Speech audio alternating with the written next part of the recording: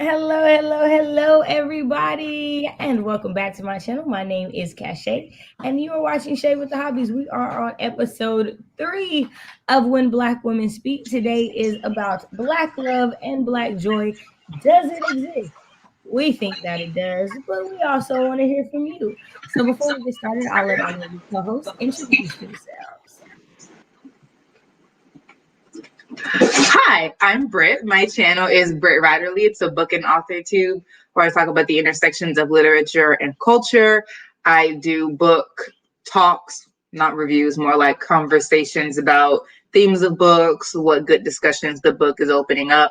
I share original content like poetry. I share writing blogs about my journey to TradPub as an unagented Black early career writer.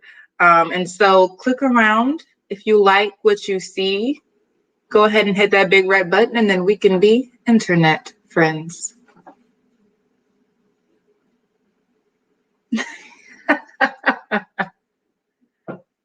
Bree, do you want to go? Oh yeah. So my name is Bree.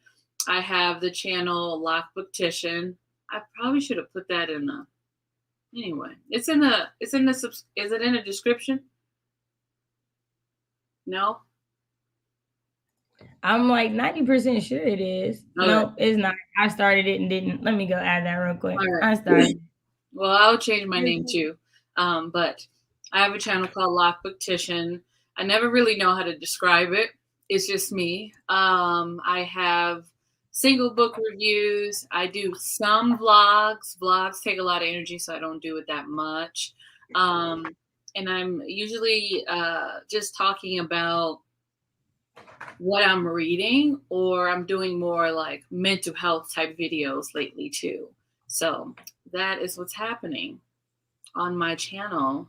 And I like to think I'm funny. So there's the jokes for sure. Who's next in it? Oh my goodness. And if you're here, you definitely probably already know who I am, but maybe not. I'm Cachet, and I write short stories, poetry, and the occasional blog post. So you get any and everything from me. Right now, as you see, I am working on this crochet blanket. So there is that I will be doing throughout this discussion. So for today's panel, we will be talking about Black love and Black joy. And this is I'm going to be the host, but Miss Bree is going to be taking the lead on this one with Black love and Black joy. So we have a few questions that she gave us. So before we get into those, we'll say hello to everybody. We have Miss Kaylee, Tiny Scribe. Hey, not feeling well, but I definitely leave you ladies up for the replay and smash the like. We appreciate it. Thank you so much. Sorry about that. Know that you usually were gonna do your writing sprints tonight, so definitely looking forward to that when you're back to feeling well. So take care of yourself and have a good rest. Adrian, hi. Hello. Thank you so much for being here. We appreciate you so much. Miss Emma Ray, hello. How are you? I was just rewatching your June July wrap up because I was remembering Britt talk about how your lipstick was on point, and I watched it and I was like, but did she lie? And the answer was no. The lipstick was giving me life. It was. It was. Life. It was. Amen. Books with Brandy Shanae. Hello, it is so good to see you. I don't think I've seen you here before. So great to have you. I hope you are having a fantastic Monday. We got Britt pulling double duty, making sure to thank you guys for coming and reminding y'all about that good old like button. Jazz, happy birthday. I hope you are having a fantastic birthday. She says, hi, ladies. This is a lovely birthday treat hanging for the whole thing, and we appreciate it. Come on. We appreciate it. We appreciate it. I want to say Books with Brandy has a wonderful channel. Does she? So here's the thing about the two ladies on the screen with me. If there's anything they're going to do is they're going to put me onto a channel I've not heard of. Because that is what they're good for. Like I'm always, I got somebody else I need to be watching. okay. Like I saw the Bruhausen Books Latinx Yes. club that they're starting. I saw that and I was already following Burroughs and Books. And I hadn't got to see her new video, but I wasn't following the other I believe young lady, don't quote me out. I didn't Naomi Libraries. Naomi Libraries. Library. There we go. Okay, good. Because I was like, I don't want to say it wrong or anything, but I'm definitely looking forward to that. Because I think book clubs are so fun, and I'm loving these like virtual book clubs that are like popping up. I'm appreciative of them. I really am. Yeah, we gotta support our Latinx sisters out there. Right. And Murray says, "Thanks, y'all. It's my new favorite lipstick for sure. You were wearing it. Send the link, sis. Send the link." Do the Lord's work. Do the Lord's work and let us know. Miss Woy, WOC Reader says, "Woo, I made it in time. Thanks for the Twitter reminder, Britt. Hey, we've gotten good at that. We'll be like the last 10 minutes before let me tweet this out real quick. Y'all, we didn't used to do that. We didn't used to do that at all. So I suck at it on every live I do. On every live. You know what? I suck at me and Bree were talking about this the other day. I suck at using my community tab. I forget that tab is there. Oh, and no. I'm trying to use it more. I'm trying. I feel like my community tab at this point, me telling people to go watch other people's stuff at this point. Hey, I mean, it's the support for me. That's really what Black women do so well. If you ask me. I'm just saying, it's me. I'm gonna share this. Y'all go watch this. Go look at this. Hey, y'all, look, come watch this. Everybody come look at this. Everybody come right here. Come look at this. That's what it turned into. All right. So this is the first question that we have. Dr. Bree, you want to start us off, madam? No, madam. You tell Shay that you're trying to start in that PhD program. And this girl messaged me all the time. Good morning, Dr. Bree. How you doing? Britt will tell you I'm a speak it into existence person. You better not tell me you got a dream or a goal, because I ain't gonna let you forget it. It's really the beauty of Black women sharing Black joy for me. Hey, that's not the topic of discussion today. Come on now. Okay, so our first question is, you see at the bottom is scrolling through. It is, what are your favorite representations of Black joy / Black love in media, literature, and social media? I'm gonna go back to I'm trying to think. I had some, but then I found out they were toxic based on some exploration of myself. So I had to throw that out the window. But I will say Khadijah and what's his, y'all know what I'm talking about. Scooter! Yes!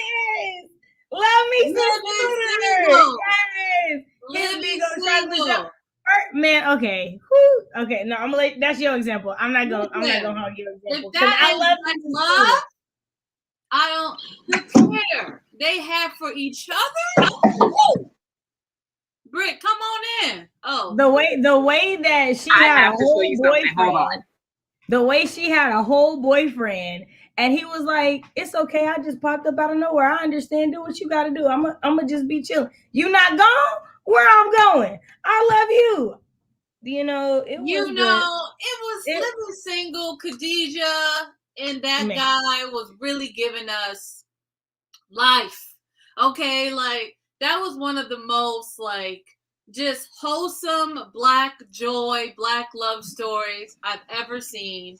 And there we go. Living single was giving us examples. Okay. Now Maxine and Kyle Barker. Kyle was the best enemies to lovers. Bruh. That's the truth. That is the truth. I said if it's not Kyle, if it's not them, I don't want it. You know, if it's not Kyle and Max, I just don't want it. I ain't gonna lie. I like a dude that can roast me the right way. Because like I'm gonna roast you back, bro. Like we gonna play the dozens sometimes. Don't get out of line because I'm not gonna get out of line. You know, don't call me bald headed on the low and like we good. Like, you know, like I'm just saying it was and it was the no matter how long they'd been together, it didn't stop for me.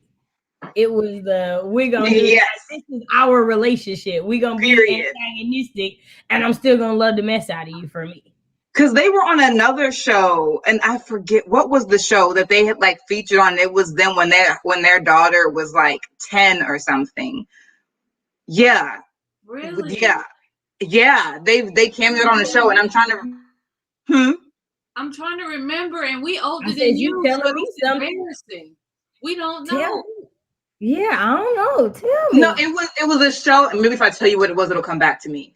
Kyle gave up his lawyer career, I believe, to be in theater. And on the show, the person was like, I met Maxine at some like college thing, and she gave me some words, and like I can't wait to meet her again. Her husband is the spotlight of this show. Oh, I can't recall what it was, but they were the exact same. Now I have to Google this because I know for a fact they did a cameo and they were the exact same. Energy never changed. I'm gonna find it. And also that portrait, that was my friend Maisha. She moved, and so she was like, hey, do you want some paintings? So she gave it to me, but she painted that, and I was like, that's gorgeous. It's gorgeous. That's amazing. Wonderful. It's wonderful. Gorgeous. Okay, so that was media. Do you have one for literature or social media, or was that your answer for the whole one? No, I had. Because I know we got hype. We got hype. One. It's niche. And then I don't know why it just left me. I'm so mad. Like it was like there, and then it headed out. Oh, I might have to. Oh my God, it was. Oh yes, Maya and Girlfriends. It was Maya, what? Maya and Darnell? Maya and Darnell. I thought they were toxic, but Maya herself, the way she presented herself and loved herself in spite not being having the educational background. Friends, was just joy to me. How she was just reading mugs and letting people know I am here. You will see me. Just having that joy within herself. Because I felt like Tony was looking for it, the other one was looking for it, and she just had it. She just had it. Oh, Lynn, yeah. Oh, Lynn. Lynn was struggling too. Lynn was struggling the whole time. Maya had it already. A lot going on. Yeah, that baby. Man. I felt that was attributed to Maya's family because they were black, and then black. Her mama was black. You know what I'm saying? Yeah. Right. Yep. Holding it down. Yeah. Right. Holding it down. Looked amazing. Amazing. The show was half and half. So on half and half, there's this episode called the Big Performance Anxiety episode where Dee Dee. Drea be coming through, don't she? You got my back. Thank you. Yes. It was on half and half when Dee Dee had met Maxine at some other time and at some interview when she had like fumbled. And I think maybe it was her mother or Adam that was doing a show, and she was trying to like mitigate Dee Dee not pissing off Kyle and by proxy Maxine, even though Maxine would not be pissed off by proxy for Kyle. But she didn't know that. So she was trying to like mitigate that, and she's had a conversation with Maxine, and it was so lovely. But yeah, all of that to say, 1995 babies in the house, they stayed the same the whole time. And if it's not that kind of enemies to lovers, quite frankly, I don't want it. It's so true. I think we should go back to boutique Obscura. Okay, yeah, we got a few to go back to. Okay, hold on. Mm-hmm. So I love these discussions. We love them too. Thank you for being here. Thank you for coming. And I'm here for lifting us up. We got enough people trying to bring us down. All positivity over here. Yes, yes, yes. Period. I love all this positive energy. Yay. We love you for being here. We so appreciate. So Jazz says, I like Andre and Rainbow's relationship in Blackish and the entire family dynamic, friendships, and sister. Okay, so no lie though, I will say that in almost everything I've seen, Marcus Houston makes a good friend.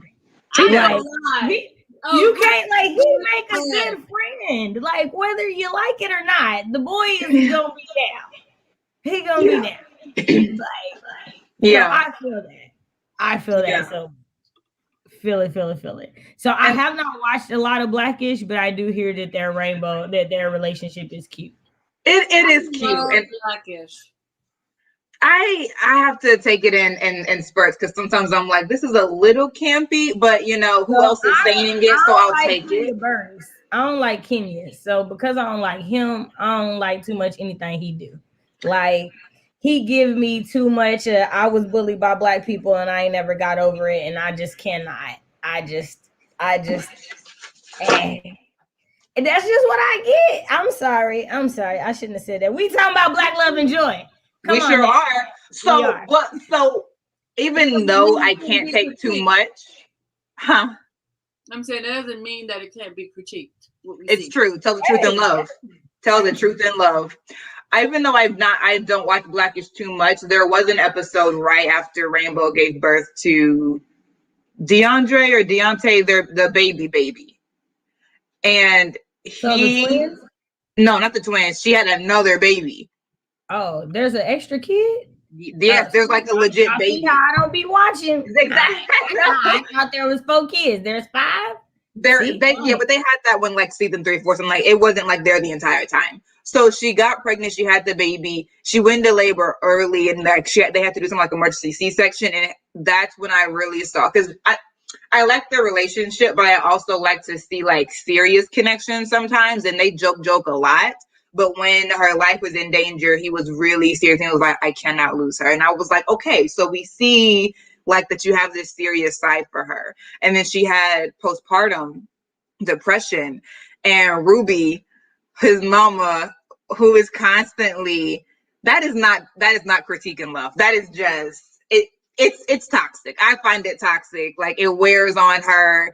And so she was doing that while Bo had postpartum, and she threw out Bo's milk because she was like, I feel like it's keeping the baby, like all your anxiety medication. And Bo lost it. And she threw her out. She was like, I cannot have you here because I won't be able to get well with you here, which I felt like his past needed to be said, but okay. She said it. And then Andre came in, and his mom was like, Andre, get her. She's crazy. And he was like, no, mama, you can't stay here. And I said, leave to Cleve. Leave to Cleve. You got to go. And you can come back when we say you can. And we won't say you can until she says you can, because she needs my support right now. And I loved that. I'm just going to say, Salter, get the hell out of my mind, because that is what I forgot to say earlier. It was the scene of serving Cliff for me that just sits in my mind rent free all the time. Man. First of all, so for me, for like Black Joy, is all those song breaks in like throughout every season. Like every time they're all lip singing as a family in that living room, those scenes are like some of my favorite scenes. Like Rudy baby, like it's just everything for me. I love it so much. I do. So like so we got, did you have one for literature? For literature, Black Joy, I'm gonna say like I'm gonna extend it to Black Love, and I'm gonna say it's Alexandria House. The way those guys like Shat love their partners. Oh my God, it was everything. I was here for it for sure. It was just giving me everything that I didn't know I needed. Also, I want to talk about the Jamie Foxx show. His love Man. for Francine. What was her name? Fancy. Francine. I was like, who's Francine? This ain't Arthur. Listen, he said, He I was loved doing him what some I do Fancy. for you. He was doing the jingles. It's all for us. I can't let it go. He loved him some Fancy. You know, he loved her. I just love seeing that on screen. You know, that was nice. All right. Okay, so we got literature. Do you have any for social media? For social media, the thing about social media is that you just get what you got, right? Like it doesn't always. I don't know if it always like extend.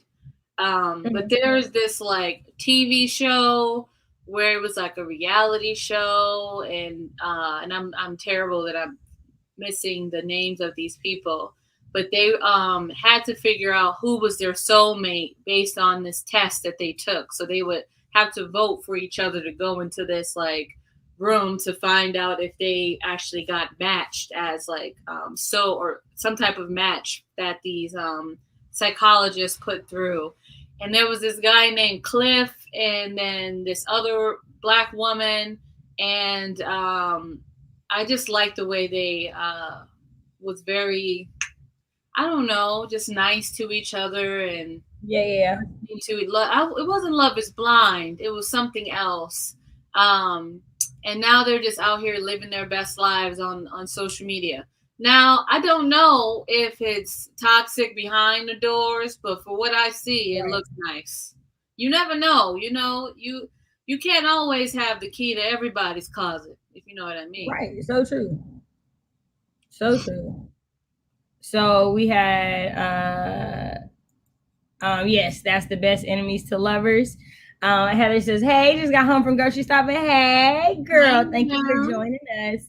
Okay, so Brandy says, loving basketball, Monica and Q. So I ain't gonna lie. I think it's kind of toxic too. I think it's super toxic. Low key, I think it's super toxic. I was not a fan. I just was. At the end, I was like, girl, you say I'm a strip for your love? I mean, the cutest part was the baby in his lap and her shooting the basketball. I was like, I guess this is where you wanted to end up. So that's the happily ever after we supposed to. But I will say, no, even when I was a kid, I didn't like it. Don't let me lie. I was like, I don't know how I feel about her doing all this. This man definitely did not want her. It was my thought as a kid. Yeah, she was chasing. She said, I'm a runner. I'm a track star. You better stop. But also, here's the thing, though, right? I think that one of the reasons that this movie gets such big rep is because we don't have a lot of sports lovers romance movies. And so a lot of girls were basketball players who loved them a basketball player. And in the end, she got her baller. So, like, it works. It so was I get definitely cute. I was definitely here for it. Cute. And I'm not going to lie. I love me some Omar Epps. Because low-key, I prefer them in The Wood. Hey! I prefer him and Sanaa Lathan in The Wood because they are so much better. Oh, my... Y'all, The Wood... That's my movie. First of all, let's talk about the Black Boy Joy. Let's talk about the three best friends. Yes. Give it to us.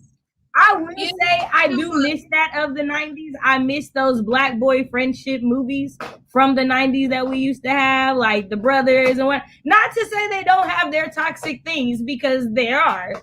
But I just like we are friendship. We are friendship. We are friends. We're all educated or in our entrepreneurial thing. We're all doing stuff with our lives. Hey, some of us are married. Some of us want to get married. We're supporting each other in this. We call each other out when they being stupid, because that was a scene, right? Like when what's his name? Shamar Moore's character is like talking out the side of his neck or whatever, or not Shamar Moore. Whose character is it? He was talking, and no, it's Bill Bellamy's character. When Bill Bellamy character is out there, like he's calling them the B words, and Shamara's like, "Nah, you want to be like us. You want somebody to come home to. Stop acting like you don't." And it was like, you gotta. And I love it because if you've ever seen black men on the basketball court, legitimately, so many real conversations happen on the basketball court and in the barbershop. Like, I just loved the dynamic of that. Another one, barbershop. I love the joy in barbershop, right? Like, just like what the conversations are like. Now, again, in all of these, there are toxic things. So I'm not acting like those don't exist because, bruh, they're there. But I think one of the things about those movies and the time and when they came out, for a lot of us growing up, it was the laughter, it was the jokes, that was what made it what it was, and why we watched 3 movies with the same dadgum premise, because we was laughing, right? So, but just because there's toxicity doesn't mean that joy can't exist. And we're talking about this because the simple fact that our media, specifically social media, rather grab on to the negativity and the toxicity of things and letting that overshadow the joy that exists, making it some kind of mythological thing that exists in the world. Say that. We had some people agreeing about Dre getting on the last nerve and the mama overstepping. But I feel like that is low-key Jennifer Lewis's character. Is in general, she gonna always overstep. If like the casting says we need an overstepping character, she's like, sign me up. Kind of like Loretta Devine is like, we need a black mama. Here I go. Halle Berry, we need somebody's kid to get kidnapped. Here I go. Like it's just something. No, seriously. I just saw this clip today of Jennifer Lewis, and she said, if you stay in shit for too long, it'll stop smelling. So get up out of that shit. And I was like, I know it sounds like so weird, but I was like, I get it. But no, because if you stay around the smell for a while, you don't smell it. Everybody else do, but you don't. So it makes perfect sense. I was like, I just love her. Yes, Rudy did kill that song. I love it. Okay, so for me, I'm gonna go to Whitley and Dwayne Wayne. That's the black love for me. That's the when he is like, Whitley, you are my wife, but if you ever do that again, I will drop you like a bad habit, Whitley. I was like, yeah. Get her together. She's like, I love it when you take charge, Daddy. We appreciate it. Charge, Big Daddy. I said we appreciate it. We appreciate it because, I love it because it always reminds me of how, people are like, that general statement about black women don't want to submit. No. They just didn't want to submit to you. You learn how to do it right. It's I'm sorry. I raised my voice, didn't I? I'm sorry. I'm my bad, baby. Like, you change your tone real quick when you know what he do is all I'm saying. When she was about to marry that other guy, and he was like, baby, please. I said, take him, girl. Take him. First of all, have y'all seen the Delta variant, My Fall Plans, the Delta variant, and it's My Fall Plans, and it's Whitley at the altar, and the Delta variant is Dwayne Wayne interrupting the wedding? Say the Delta. You know what? So it's on Black Twitter, and it's like My Fall Plans in one picture, and then the Delta variant, like of COVID. And so it's My Fall Plans, and it's Whitley at the altar about to marry the senator, and the Delta variant is Dwayne Wayne walking in and interrupting the wedding. I love it. Okay, so for social media, for me, it's this. There's a sound, and it's, guys, I did it. I found the person that makes me the happiest I've ever been. If you find that audio and you click it, the beautiful black couples that you will see, like, I'll spend all day watching it. I got like 3 of them saved that I just go back when I need to smile and cry a little bit. Like, it's so beautiful. I love it. It's so good. It's also some comic relief to that. There was this short black woman was like, guys, I did it to that audio, and her partner was like this 6'4", built, nice chocolate black man, and then this girl did a stitch to it, and she was crying, and she was like, God, when is it my turn? And she covered herself in the bed. The one that got me was Leslie Jones did it, and next to her when she was showing it, it was a bag of M&Ms. It was a bag. I was hollering. I was like, some love is deep, yo. I'm not even upset with it. I'm not. Like, I love it. And speaking of Black joy, I also think Leslie Jones embodies that. Oh man, watching her laugh when she is happy about something, it is infectious. I remember she was on the Ellen show, and she just turned 50, and she wanted to get her health in check, so she's like changing her diet and doing some other things to make her that made her feel good, because prior she wasn't feeling good or something. And the way she spoke about herself, it was just like so wonderful to just have that joy within and don't have to go look for it. Because I feel like a lot of times our self-esteem and the way the world perceives us really impact the amount of joy that we can intrinsically create within ourselves. And I feel that there's something about a Black woman aging and being unapologetically herself that is just simply joyous. Or if that even, I don't even know if that's a word, but it's just simply just beautiful to watch. Man, every time I saw a picture of Cicely Tyson, that's how I felt. Like, I cried so hard when she passed. She passed. Yes, man, like as someone, like she has always been somebody that I have admired as a dark-skinned Black woman, like just my entire life. And the way that she just was like one of, like, in my head, she's a queen her entire life. Like, she was born into royalty. I don't care what nobody says, because the air that she had about her and the way that she carried herself was just everything. So when you talk about that with Black women aging, like the way that she aged was just such a beautiful thing to see for me. Like, man, so I feel that so much when you said that. Agreed. I also wanted to point out, I'm not going to say I'm hating on Tyler Perry at all. There's just some things that he does that I'd be like, But there was one movie he did, and there was a scene with Cicely Tyson and Maya Angelou, and I couldn't stop crying. I think for sure. Family reunion, or the Diary of a Mad Black Woman at the wedding.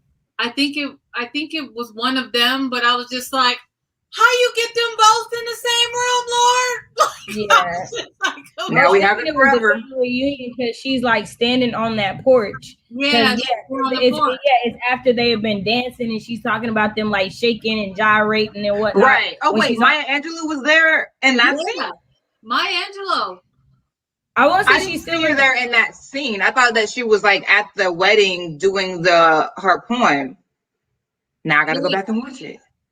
Yeah, it's been so long, so I don't get me the line, but I remember that scene of Cicely Tyson specifically. I was thinking about that scene when y'all were like, if they need a so and so, I was like, if they need a wise Black grandmother, they're gonna call Miss Tyson.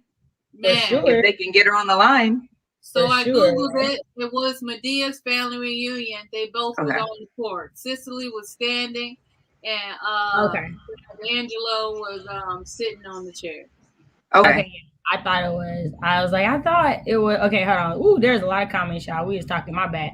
All right, y'all. We're gonna get through them. I'm sorry. Where did we stop? Okay, so literary lady. Hello, love. I told my best guy friend if I'm still single, me and him are going to be Lisa and Ray. We'll adopt some girls and raise them together. You know, like I loved Lisa and Ray's friendship like so much because like that was a weird situation to be thrown in. Yeah, man. And to love your kids so much that it's Enough. like, hey, I don't know this child, I don't know this woman, but we are gonna come together because they obviously need to be together. Yeah. I loved it. I loved the entire premise. So I just said I loved Braxton too. He was so himself and preppy, but they were all in it together. So can we speak on the love for, because I hate when we talk about, when there's so much talk about like not loving like preppy or nerdy black people, but there's always one in a show. There's always one that's like there because they are a part of us. They exist. And Braxton, honestly, I'm here for the sarcasm. Give me a good sarcastic character. I love it. I love it. I love it. Dre said, "Is Brandy and Cinderella for me?" First of all, the only time I've ever accepted someone truly saying I don't see color is the casting director of that movie. The only person. That man was like, hey, what is biology and color and none of this stuff matters. We got the best people for the job. And to this day, I don't think anybody should be recasted. Everybody killed their role. Everybody showed up as themselves. I was like, if the math was math, I don't think. Yeah. But I remember saying something to my grandma and she was like, shut up and watch the movie. I was just asking. I just was questions. I can't think of any social media people that I like for Black love. So I love the Ellises, DeVale and Kadeen. I love them. I love the Gaines, Noemi and Kier. I love them. I think those are two like really, really good Black couples. Especially talking about like being millennial Black couples and what that's like and raising, being parents. And I think it's dope that both wives are both pregnant right now. Like, and announced it like within days of each other. I thought that was so cute. I can't wait for them to do like a collab together. But see, right now, like, and so that's the thing, is that's why I wanted to bring up stuff I thought of as social media so people could see it. Like one of my favorite ones is the vibing. The dudes who was like, dun, dun, that started that, and everybody started calling. They looked like they was just having the time of their life, just chilling. And then everybody blew up off of it because it was just such a great example of Black friendship. I loved it. Yeah. So I just says Brandy and Ray J are my favorite siblings. They have each other's backs no matter what happens. That's the truth. Because bro, I would have been and cut Ray J off. Like, bro, you just be acting any kind of way. But Brandy is like, that's my brother, and I'm gonna stick beside him. And you like, I can't judge you. That's your brother. I'm like that with my siblings. I'm like, thick or thin, we in this. We in this. Right. Brandy said, I thought it was cute, at least at the end. No, the little girl on his lap while she's shooting the basketball at the, WNBA. Cute as all get out. I love it. Literally says, I love Tabitha Brown and her husband and Kev on stage and his wife. I love them both. I do. Yeah. First of all, the joy that I felt when Tabitha read Wendy Williams. I don't know about her, but I had a little joy in my heart. I got my 6 chuckles, and I learned how to respectfully correct somebody. Amen. I'm saying I got a lesson and a blessing. That's what I'm saying. Amen. I got a lesson and a blessing. Amen. Jazz says, ooh, for social media, Earth Mama Medicine is Black naturalist spiritualist woman. Started a homestead with her husband and baby. Love their entire life. Oh, wow. That sounds cool. I follow this girl, and I think her Instagram is the Black Forager, but she's like a Black chick who like finds random plants and eats them and shows you how what the plants look like, how to harvest them and cook them and what they taste like. And y'all, she just be so excited. I'm not going to ever do it, but I live vicariously through her excitement. She just be so happy. I would also say follow Linda Black Elk. She's an indigenous woman who does the same. And she, like, the other day, she posted something about weeds and how you can eat weeds, like saute it with beef. I said, not the weeds outside that my granny been telling me to pull up out of the garden. She was like, this is how you cook it. I was like, damn. Man, y'all, I'm saying. Cattail pancakes. I know it sounds like a little off, but cattail pancakes. I am intrigued. I am intrigued. It's okay, Miss Awesome Saucy. Thank you so much for being here. Yeah, we're gonna figure out how to fix these notifications one day. I try to read at least one black romance a month. I'm trying to make that a thing that I read at least one a month. Saucy says, I don't believe in any romantic couples. People get real crazy when it comes to romantic pairs, so not worth investing in emotionally.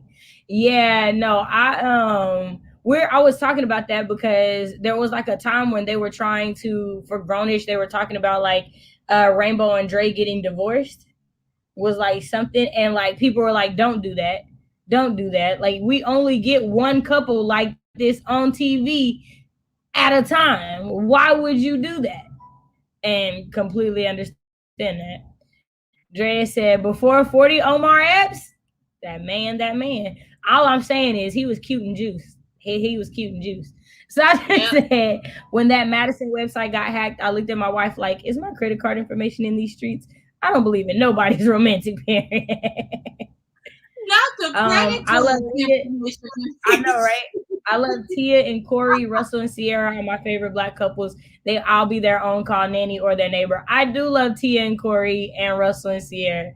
Bruh, The way Russell loves Sierra. Every time I see somebody talk about that prayer, I'll be like, I understand, because he just flew her out to Italy and it was beautiful. I'm just saying, what exactly did you say in your prayer? Because I need to write it down. Right. You know, and I feel like you gave us the words, but maybe the cadence was different. Did you have some worship music on at the same time? There are questions that need to be answered. Were you fasting? Did you do a fast? I feel like you didn't give us all the information is all I'm saying.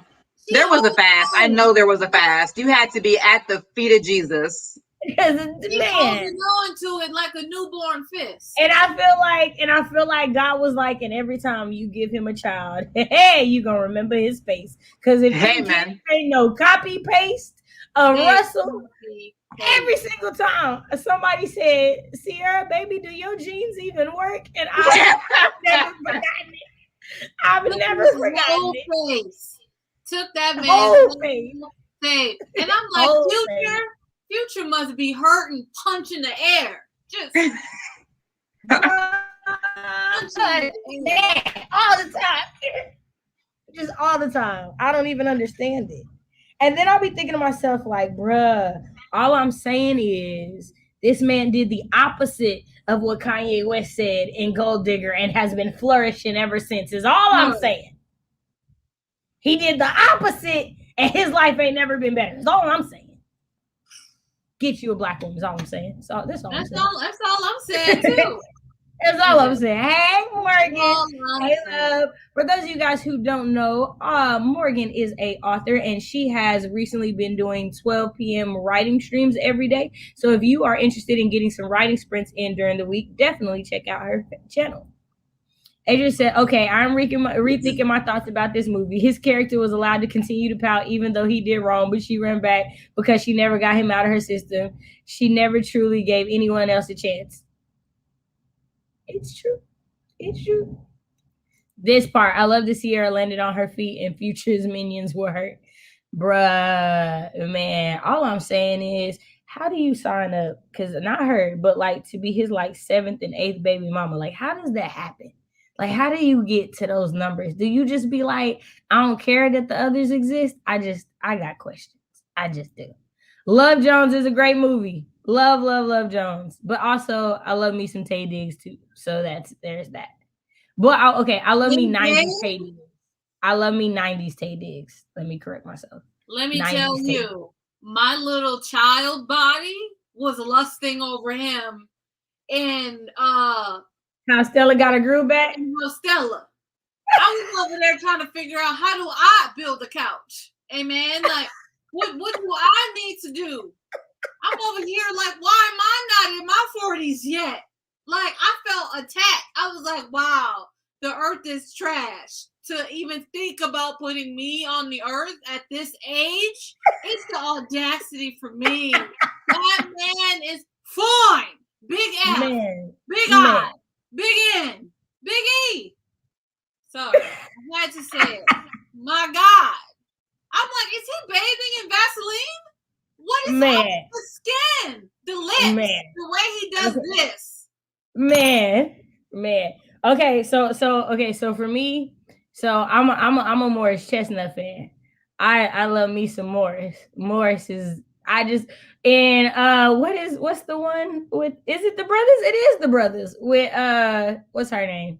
With Gabrielle Union and Jennifer Lewis as his mama. Everybody we've been talking about, it's just the black trifecta at the time. Okay, so Melanie and Derwin from The Game, they had their issues, but were cute together. Okay, so unpopular opinion I'm about to give y'all. I hated Melanie and Derwin. I preferred Derwin and the dark-skinned chick. I preferred them so much. Everybody, like, people don't agree, but most people don't agree because they fell in love with Melanie and Derwin before the dark-skinned chick existed. If you look at the relationship they had compared to Melanie and Derwin, it was a much healthier relationship. I accept and it. Also, I like, so we're not, nope, that's not what we talking about. We talking about Black Love and Black Joy. We're not gonna talk about it. We're not. I'm not derailing from the good stuff. It's not happening. Literary says, I really needed to be on here to commune with my sisters. Amen. You know, I'm just saying, I love me some Hallie. I do. You know, I will always think she should have won for losing Isaiah because she killed that role. Like, I think people sleep on that role, and that was one of her most amazing roles. Brown Sugar, good one. Yes. I also loved her in Catwoman. I'm sorry, I did like her in Catwoman. I did. And I'm a fan of the other dude. It's not Ruffalo. What's his name? The dude who played the cop who was like investigating her and had a little crush on her. I like him as an actor. I like him. I can't think of his name. I'm terrible with names. I can't think of it. Brie over here. I was smiling so Benjamin Bratt. Benjamin Bratt. There we go. That's him. Now here's the thing. I just said that like I remembered it when the reality is I Googled it. I was like, Benjamin Bratt. I Googled it. Sis, you should have went with that. We were following your Black Joy. I don't want to be a liar. You know, it's the honesty for me. I appreciate it. I don't want to mislead you. Mrs. Women of Color writer says, even with books, I've noticed some authors see it as you can only write Black joy or Black trauma. Not that they can both exist within the same story, and you can find moments of joy in bad times. So that brings me to mine in literature. Some of my favorite representations comes from Elizabeth Acevedo because she does not fail to make sure she has a Black woman as a friend to whatever the main character is, period. And it is always a healthy friendship. It is never one-sided. It is never like, in each situation, they are going through things that some people would consider traumatic, right? Yeah. But in every single one, she makes sure that there is love and that there is joy. And for me, that's why, like, she's my top for YA. I love her because of that. Like, she never lets that falter. And I'm like, I agree with you. Like, some people feel like it's either this or that. And y'all know I was struggling through Grown. What no moment of joy in Grown ever. There was never a moment where I was like, oh, she's happy. Or, oh, this is happy. And I'm not saying those stories don't have a place, because they definitely do. But sometimes it can be super overwhelming when you don't have anything, because even those of us who grew up in the hood and abusive homes, there were still moments of great joy. There were still moments of great happiness. There were still moments of a lot of love. And I feel like sometimes, like you're saying, in stories, it's like there's only one. And as Black people, we know it's not only one. We can have a bad day and still have laughed 10 times in that bad day. So, sorry. We got on my soapbox a little bit. No, that was a great soap pop. You know, we were here for Larry says y'all need to email me or something, because I'm always late to knowing about these live streams. You know, we just talking about this. We're gonna do better. We're gonna do better about tweeting and everything. We working on it. Danielle Brooks and her fiance put their engagement photo shoot on IG, and they look good. I also like Ashley Blaine from Dear Black People. Her and her fiance had put theirs on there, and I thought their engagement photo shoot was gorgeous. Don't know their relationship, but the pictures was giving me Black love and excellence, and I loved it. Oh, I didn't see that one yet. Okay. Yeah, we're gonna figure out the notifications. I need more black joy in media in general in real life. That black man post your black wife Twitter thread was cute. It was. It was. Or the one when it be like black men tell us something that you wouldn't have learned without your wife or your girlfriend. And it's just like everybody talking about like who they were before and who she helped them become. Love it. Love, love, love those. Brit's earrings getting some love. I'm waiting for that moment, right? I like the TikTok thing when women pretending to be in a juicy gossip combo and their husbands lean in trying to get the scoop. So it's fun to see those brothers are in, right? Man, well, he was like I feel like I sent to Bree and Britt, but it was like one, and she was like, I wasn't even on the phone. Dang, he was like, yes, you was. Yes, you were. He was like, yes, you was. Like, that was hilarious. Like, I was playing. He was like, and that was real. What happened? Literally, he was so in her conversation from hello. Right. Who did it? He got out the bed and followed her. She said, it's not even anyone on the phone. Yes, it is. Yeah, I loved it. It was everything. Simone Biles and her boyfriend look so cute together. They do look cute together. And when he posted about being proud of her and everything, like I was like, yes, you are still the GOAT to me. First of all, I don't care what nobody said. You are the GOAT and will be the GOAT until somebody beats your records, and we know it's not happening. Yeah. So it's not. I got so excited when I saw this on my YouTube page and that y'all are still alive. Yay, this is a blessing. Hey, we were talking about that today, about how this is a blessing for me and I don't ever want us to not be able to do these. So dang, I'm behind. Okay. She aged so gracefully, family reunion. They were there. They were both there. Okay. Cicely Tyson was graceful and unbothered, which is why she lived so long. Man, you know, if that's the secret to the fountain of youth, I want it. I want it. It sounds like minding your black business. That's what it sounds like. I'm thinking that's the tagline. I feel like that's it. I feel like right. Iconic. You want to be iconic? Mind your black business. Like the business that pays you. You know what? She minded her black business so well, we didn't even know she had a daughter till a book came out. So I'm saying. Hi, Jabria. Hey.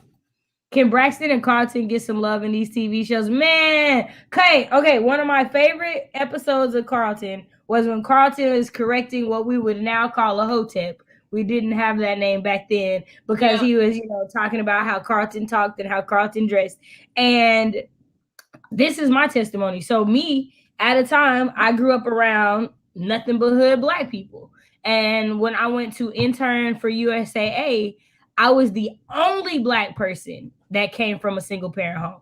That had never, ever been my story. Like every time, it was a common thing. But I had this thought of what black people had to be like and their homes had to be like, because that's all I'd seen. And just meeting these other black people opened my eyes to a world, again, I didn't know. And these weren't people like super duper rich parents got, millions of dollars, but they still live differently than I did. And so like just the fact that we highlight that these people exist and don't negate their blackness, don't negate their joy, don't negate their struggles is important. Literally says, The Wiz is my movie. I watched it as a pick-me-up since I was a child. First of all, Michael Jackson as a scarecrow will forever be my favorite character of The Wiz. He's on down the road. Don't you carry nothing that might be a load. Ease on down. Ease on down. I'm just saying, it's my favorite. Nicole, you're not late. You're right on time. Hello. Nicole. She did torch her in the name of Jesus, and it was the most blessed thing I'd ever seen. Craft Blend says, hello. For social media, there's a lady I follow on IG who is a woodworker. Her name is Wooden Maven, and she often posts lovely pictures and videos of her family as well as her business and art. Ooh, I like woodworking. I'll have to check that out. There's a bunch of black women buying land and living off the land. That's a movement, and I'm here for it. I'm here for it. And there's a bunch of black women who are buying buses and living in them. That's what I'm doing currently. And I'm just like, here for it. Like in 2018, I said, you're going to get a bus, you're going to gut it out, renovate it. So I'm like, yes, this is wonderful. Love. Man, I want to do like a black woman road trip. Like that's on my like bucket list. You know, like 3 or 4 black women and just road trip around America. Like it sounds like a little bit of a horror story now that I say it out loud. Damn, not the Cause horror it's story. like low key it do. Like it sounds like the beginning of a horror story. It's like 4 black women on a road trip across America. Low key, let me write that down. That That's might be because you see everything as potentially horrific, but that's okay. I'm Future working on thriller it. writer, ladies and gentlemen, in the I'm day. just saying, it just sounds like in my horror stories, we gonna act like we got sense. So we hear a noise and we go. We see a spirit and we praying and we leaving. Like there's things that Amen. happen. Like, we not let's investigate, says no black person ever. I Okay. don't get why people call Russell a simp. Like, if he isn't a simp for his wife, then who would he be a simp for? First of I all, don't know. those are people who are unmarried and unhappy. Can we say that again? Well, Can we say that again?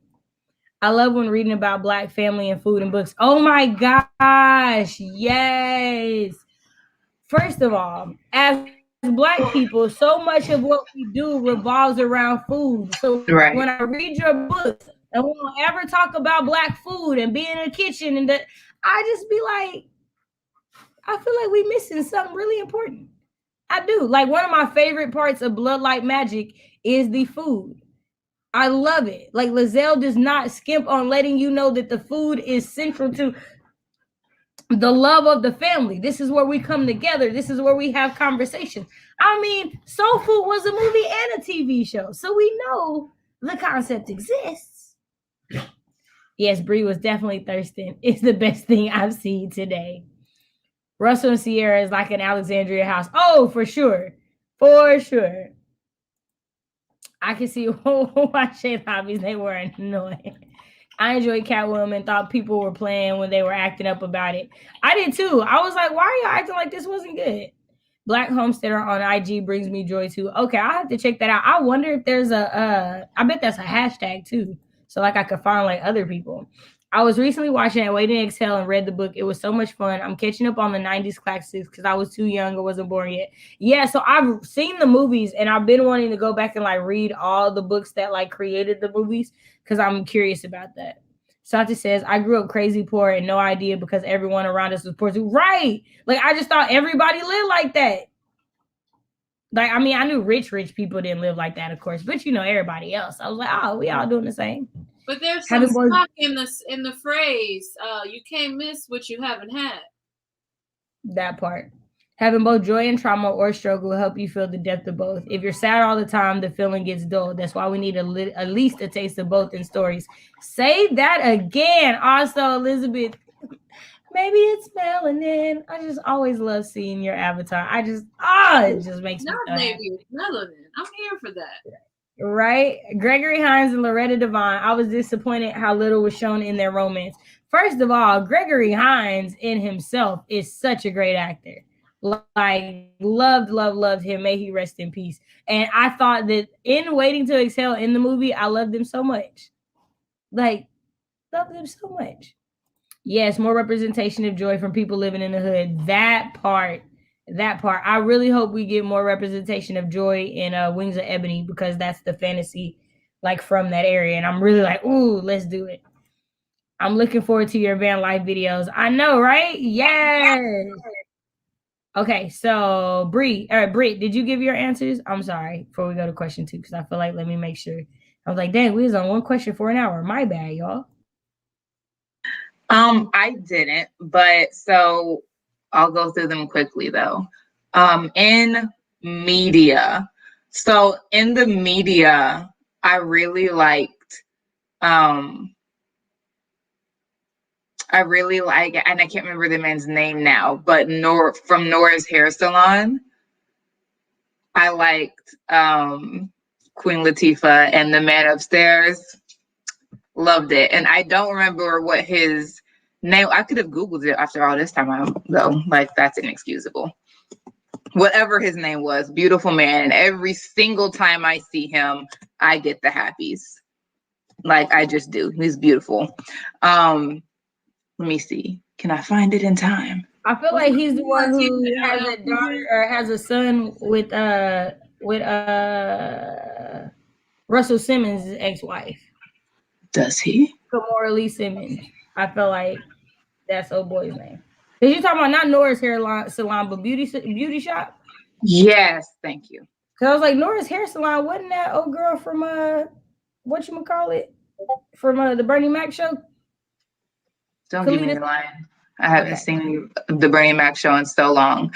No, yeah, yes. So yes, I am talking about Beauty Shop.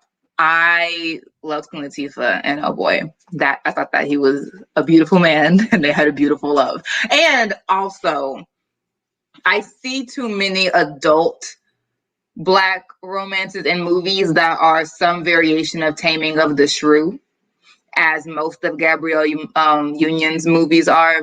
It's some variation of Taming of the Shrew. There's a mean Black woman who is mean because of what other people think about her, and then a man comes in and makes her nice because she's having sex now. I don't like it. But that wasn't the case in Beauty Shop, and I really appreciated that. So that's my movie one. On social media, there's this, I think his name is JC Carpenter or something like that. He is, I sent it to y'all in our chat. He is so funny. It's JC at JC.Burner. And it's just this Black boy and him and his crew of friends, and they will just like play these word games. And it's lovely. Like they're just in like parking lots, just hanging out together, and they play this game called I Am. And it's like, I'm real. You talking about that thing in the sea? No, that's a seal. I'm real. You talking about and and they go back and forth until someone misses it, and then when you miss it, they slap you in the face with shaving cream. But it's not like a hard slap. It's like a and I'm just like, this is Black boy joy. I love it so much. So that's my social media one. And then for my literature one, here's the thing. Yeah, Alexandria House 100%. But like to say something that y'all haven't already said, because like all of those things. But when I think about joy, I think about like several of Toni Morrison's books. So like Nell and Stula, and just thinking about how like they died. Well, Nell died. Well, Stula died when Nell was like frustrated with her. And still Stula's last thought was, dang, it didn't even hurt. Wait till I tell Nell. Like it doesn't matter the circles. Like it was like their hearts were just knit together. And then Nell hears Stula in a gust of wind, and she's like, Stula, and it's beautiful. And she's like, she cries, and she was like, it was a fine cry, no bottom, no top, just circles and circles of sorrow. But it's just beautiful. So I love the love in Stula, and I love the love in Song of Solomon between Guitar and Milkman. Yes, these are platonic relationships, but I love them. The fact that at the end, Guitar accidentally, spoiler alert, Guitar, it's been out since 1997. If you haven't read it by now, I'm not responsible for the spoilers, but he accidentally kills someone, I won't spoil it, someone very dear to Milkman, and it was an accident. But Milkman, and because he was trying to kill, Guitar was trying to kill Milkman, he accidentally killed someone else dear to Milkman, and Milkman is still like, Guitar, if he said you want my life, you need it, you can have it, and he does something. But just the love between them, where like even when we're up against death is secondary to our relationship. And I love that sort of platonic love that is so big like that. Like death is secondary to us. Death was secondary to Guitar and Milkman. Death was secondary to Nell and Stula, because Nell, like Stula had died when she was like, that didn't even hurt. Wait till I tell Nell. Like there was no end to their relationship because of the love. And I think that is so freaking beautiful. And then the last one I think about is Jazz. Y'all, I won't be long, but I just have to read like these two paragraphs. They're so beautiful. Y'all, if the love is not this for me, you can keep it. I haven't gotten to jazz. We have to do a buddy read. Can I say that before you even get there, the joy that you have talking about these stories and how much you love them is beautiful in itself. Oh, Like, Black's joy doesn't have to be these big, extravagant things. They can be no. these small moments in which you are enjoying that thing that brings you joy. That's all Yes. I'm saying. Yeah. Amen. Don't miss the message, people. Don't miss the message. Don't mess it, because you might be. Wake up. Hey, touch your neighbor and say, neighbor, Hey, don't miss the message. Be there for your neighbor. It's going down. I'm gonna pull my Keenan Ivory Waynes. I'm gonna pull my Keenan Ivory Waynes. Message.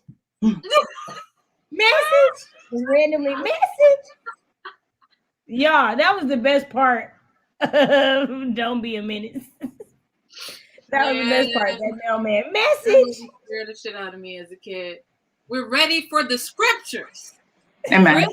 Go ahead. Okay.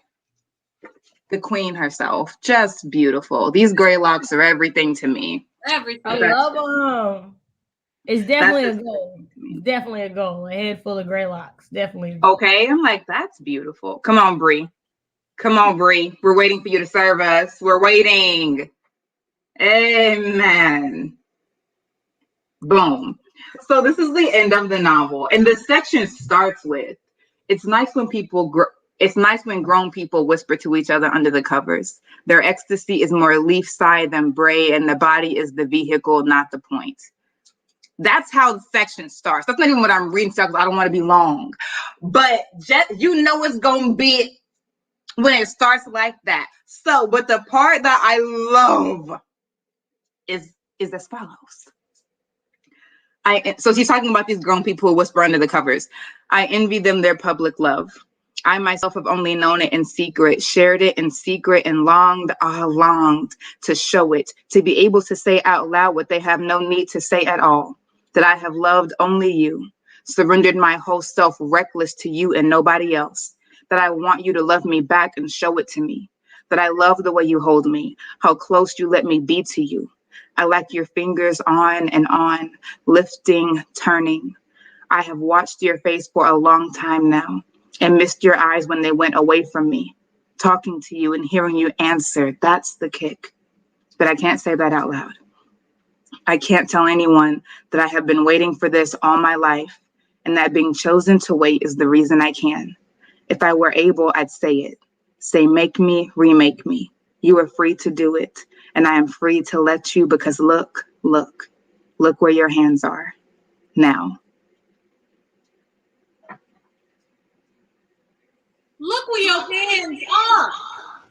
Now. She might have been the best one to ever do it. And the might have is really non-existent because she is, but there's that. The complexity that she gave, she didn't give you one side of a character.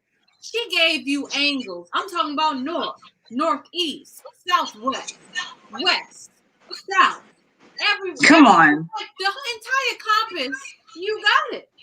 Looking in every direction, I love it. And so, like, the person that's speaking is the narrator, and people still have their theories about who the narrator is, but some people think that the narrator is Jazz itself.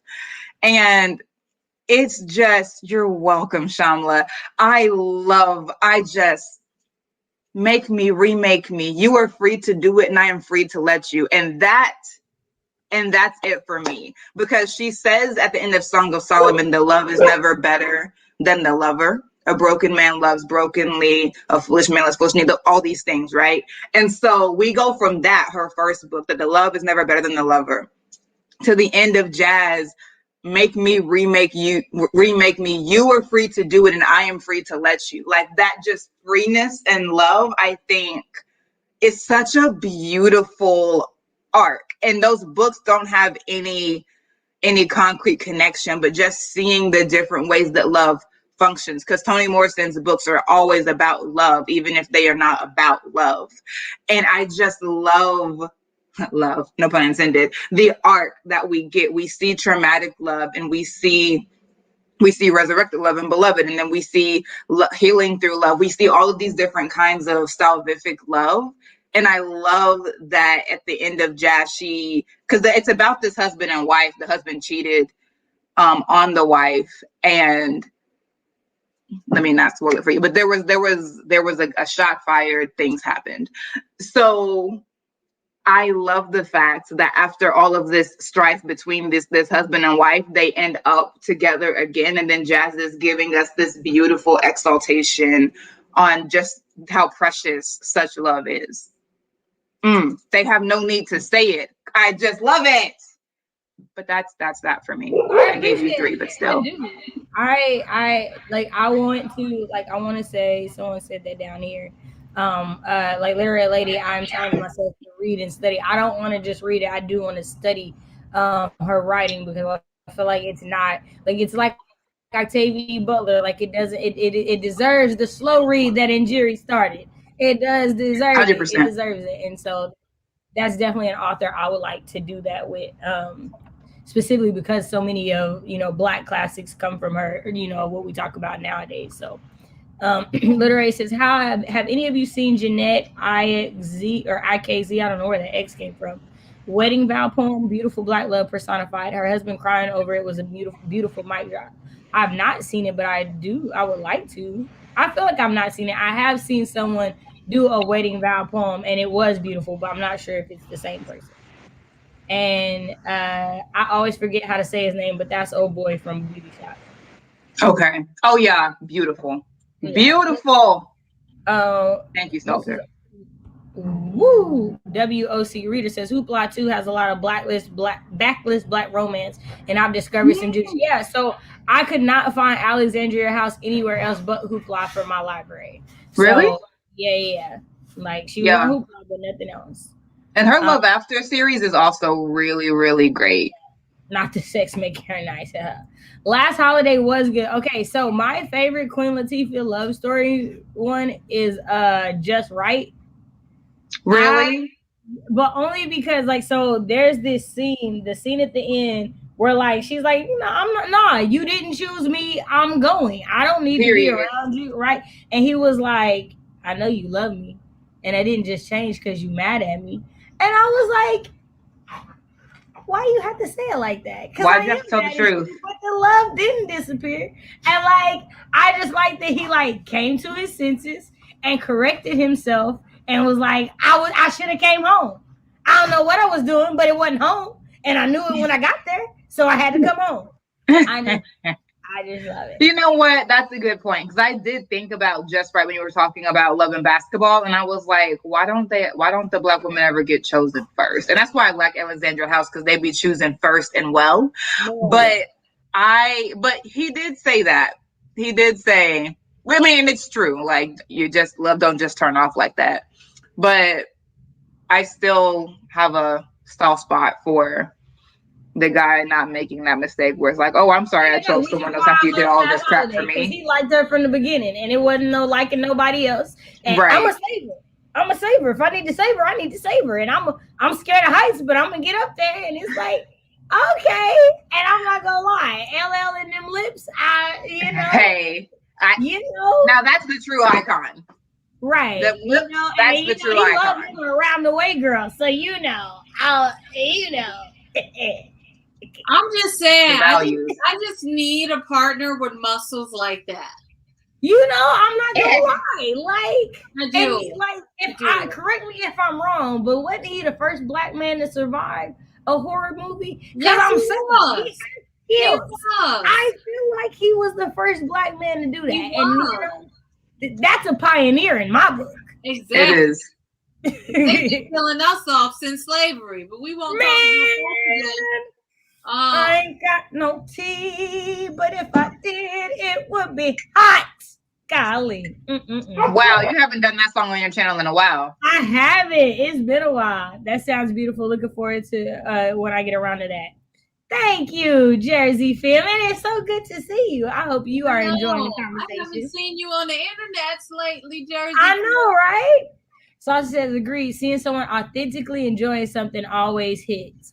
I saw this tweet and it was like, have you ever watched somebody tell you about something they enjoy and then watch that moment where they decide to pull back because somebody else has made them feel negatively about talking about that thing that they enjoy and nerding out about. And I think about that all the time. I never want to be that person. Like watching somebody get excited about that thing that they love, to me, it's magical. Cause like that, especially if the person didn't talk. Like if they're an introvert and you get an introvert to tell you about something they love, first of all, you might as well open up an encyclopedia because they about to give you everything about that subject. Everything. Love the callback. Callback to social media, but the video of Venus's father interrupting her interview to protect her confidence of her sitting there wiggling with peace in her chair like while he cooked. First of all, I cannot wait for that movie to come out. I like that man and the love for his daughters. We love a good girl dad. We love a good girl dad. We love it. He said, you think because she's grown up won't still come in for you? Is that what you think? Right. Huh. We love to see it.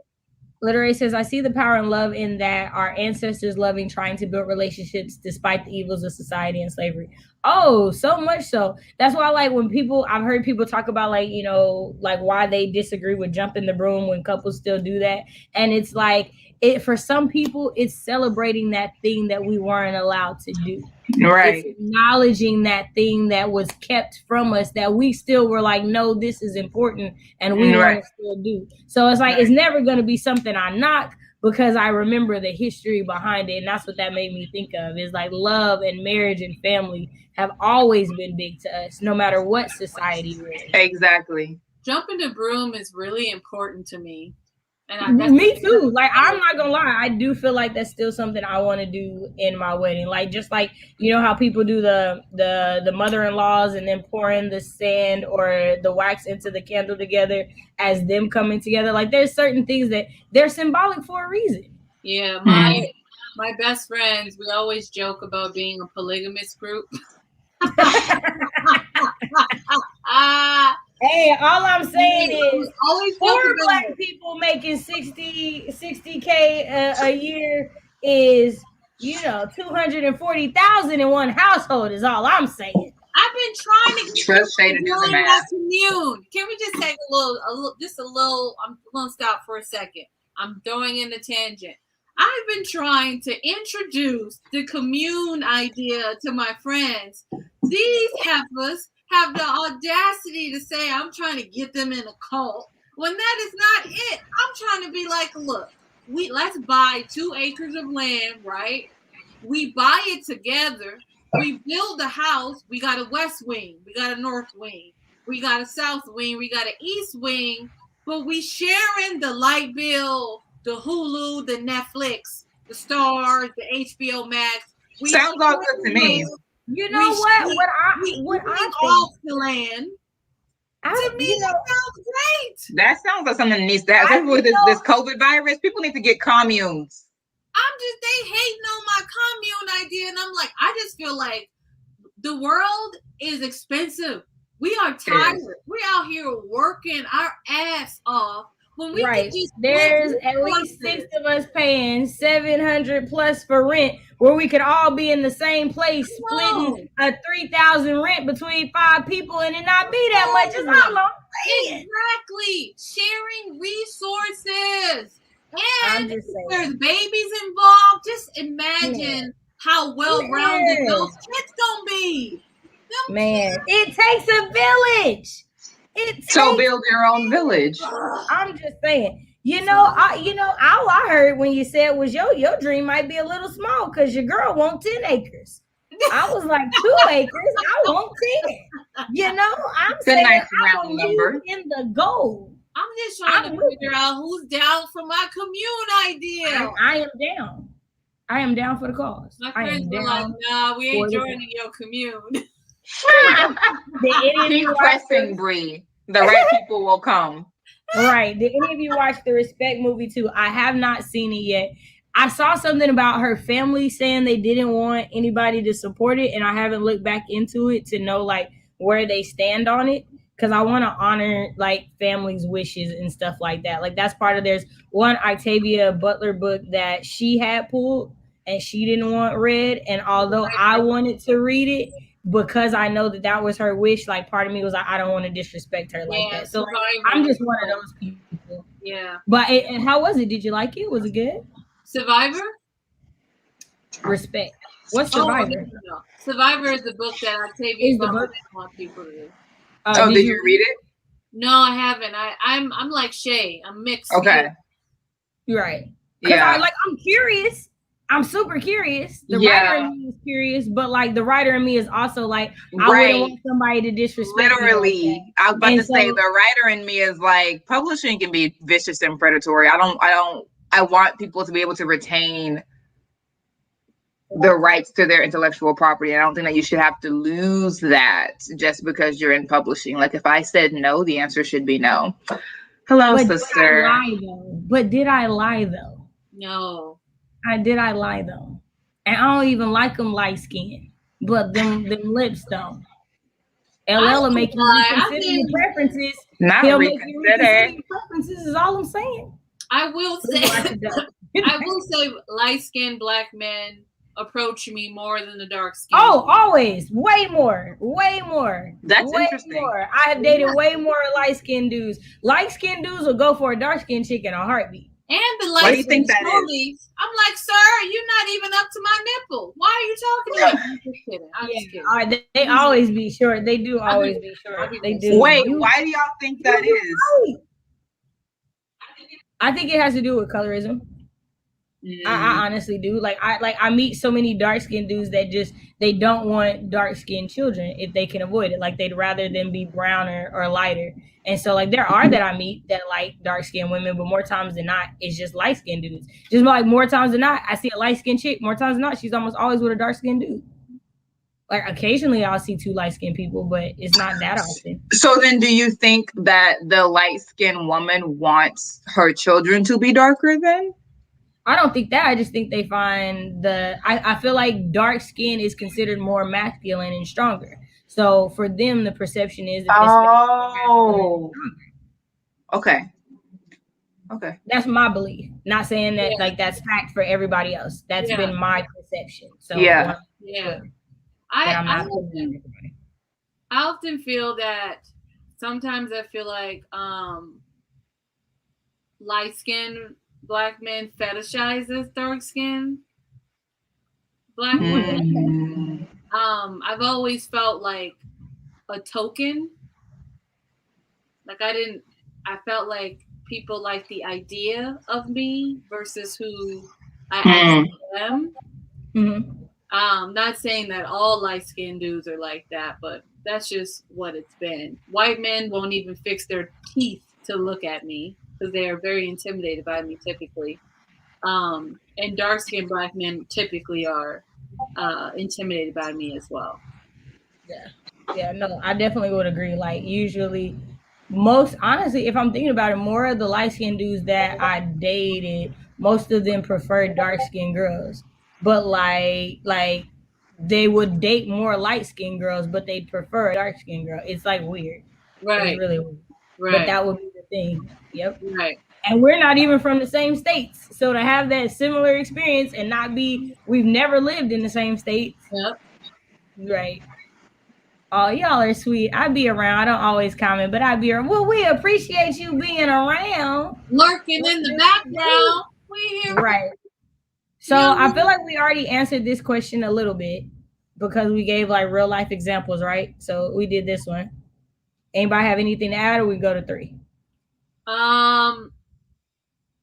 The only thing I would add is, so last night we wanted to, my friends and I, the African group, I told y'all about them already. We got together on a Zoom call to, do an extended congratulations to brother Tiwa, who got married. We all went to his wedding 2 weeks ago. So we were just dying. It was just like so much joy and laughing. We were roasting each other and it was just wonderful. And then people were like, what happened in the wedding? And then I shared what happened. So for the wedding, I wasn't feeling that great. I was tired. And at this time, I've been like traveling state to state and had like quite a few family emergencies. So my spirit was just low and I needed to wash my hair and it really needed to be washed and styled and everything. but I just couldn't do it. So I looked to my friend, two of the dudes in the group. I go, Muhammad, Abdullah, can you wash my hair? Without hesitation. They go, yep, just tell us what we got to do. I go, okay, I'm going to split it in half. Muhammad, you take this section. Abdullah, you take this section. I'm literally in the tub, and they are doing scalp work. They all in the shower. They washing my hair. And then they're like, oh, Bree, do we got it? Do we have this part? Like, you want us to do it again? And then they're talking to each other like, maybe this is a better strategy so we can get the roots together over here. Like, but they're also scientists. So they're like coming at, one of them is a polymer chemist. So they're like coming at it like with that lens. And I'm just dying while these brothers are washing my hair. And then I was just so tired. And then I was like, Abdullah, can you oil my scalp? And like, I want to just show y'all the pictures. Like, Abdullah sat there for 25 minutes and oiled my scalp. Like, he was like, don't give me any ideas. I'm not doing this all the time. And then he texted me. He was like, I'll do this for you anytime. So this is that is so dope. That's me. Like, while they're washing my hair. That is hilarious. It's just like Abdullah was doing the work. That is awesome. Yeah. Hey. So I just really love, like, it's the amount of joy. Like, it's this group among my other groups, but specifically this group of people, I always feel seen, you know, and if they do something that hurts my feelings, somebody acknowledge it. We have a discussion about it and like try to repair it. We don't like to let stuff sit. And the way they love me and show joy, it's just unbelievable. And like, they're just always here for me.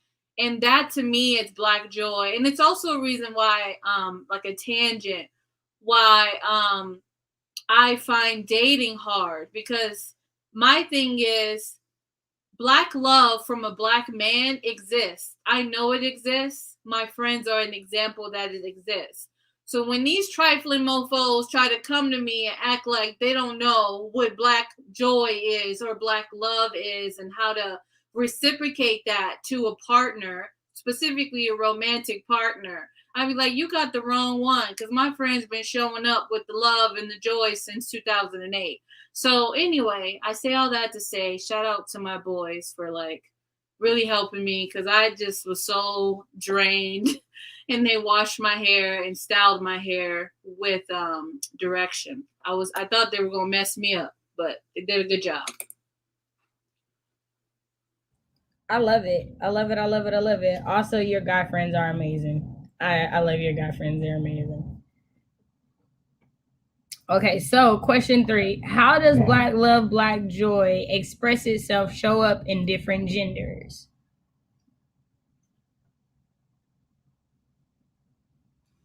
While y'all are thinking on that one, I'll go through the rest of the comments. Saja says, yeah, communes are it. We need some Black-led communes for real. Don't let who you date and love control your tribe. Commune sounds like wealth and division of labor to me. Thank you. That's what I said.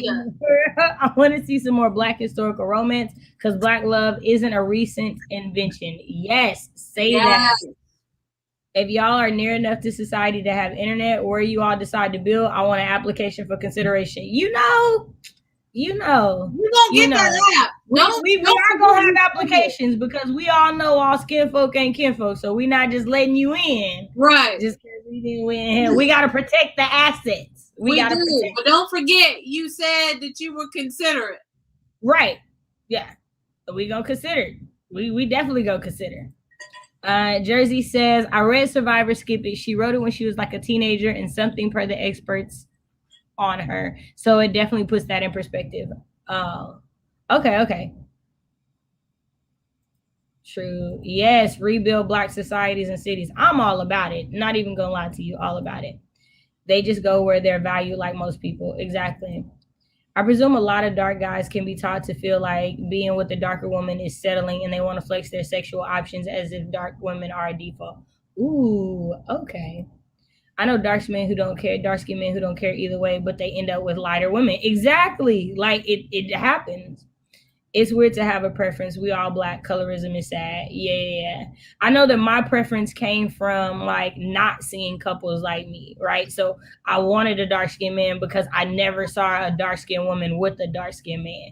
And it always felt like to me that as a child, so I don't know about Bree, but as a child, it always felt like to me that having somebody lighter than me was the way it was supposed to be because that's how everybody else did it. Like, this is what's expected. And for me, it's like, why is this expected? Why isn't my chocolate good enough for the man I want to marry? Why can't he be my shade? Like, that was my thought. That's where my preference came from. So I know that mine comes from like a negative connotation and seeing it, negatively in my life. Mine was a little different. So my dad is dark skinned, my mom is dark skinned. They both are chocolate individuals, dark skin, not chocolate and like that weird, like, you know what I mean, that weird shit people say. But both of them are deep melanated humans. But I will say that I grew up not really having a preference because I just wanted, to be honest, let's be transparent. I just wanted someone to like me when I was younger because I knew my skin wasn't it. Like, it was just so odd. Like, my sister, my eldest sister, who I hung out with all the time, she's light skinned. She's a light skinned Black woman. My best friend, growing up, Amanda, light skinned Black woman. People would talk to me in class or in school, and I'm thinking they're interested in me, but they're really talking to me so then I can hook them up with my best friend.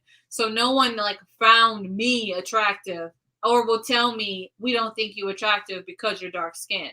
So I was just like, well, damn, Amanda Black, I'm Black.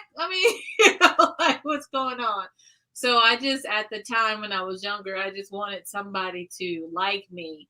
As a full adult, that rhetoric can kiss my whole ass.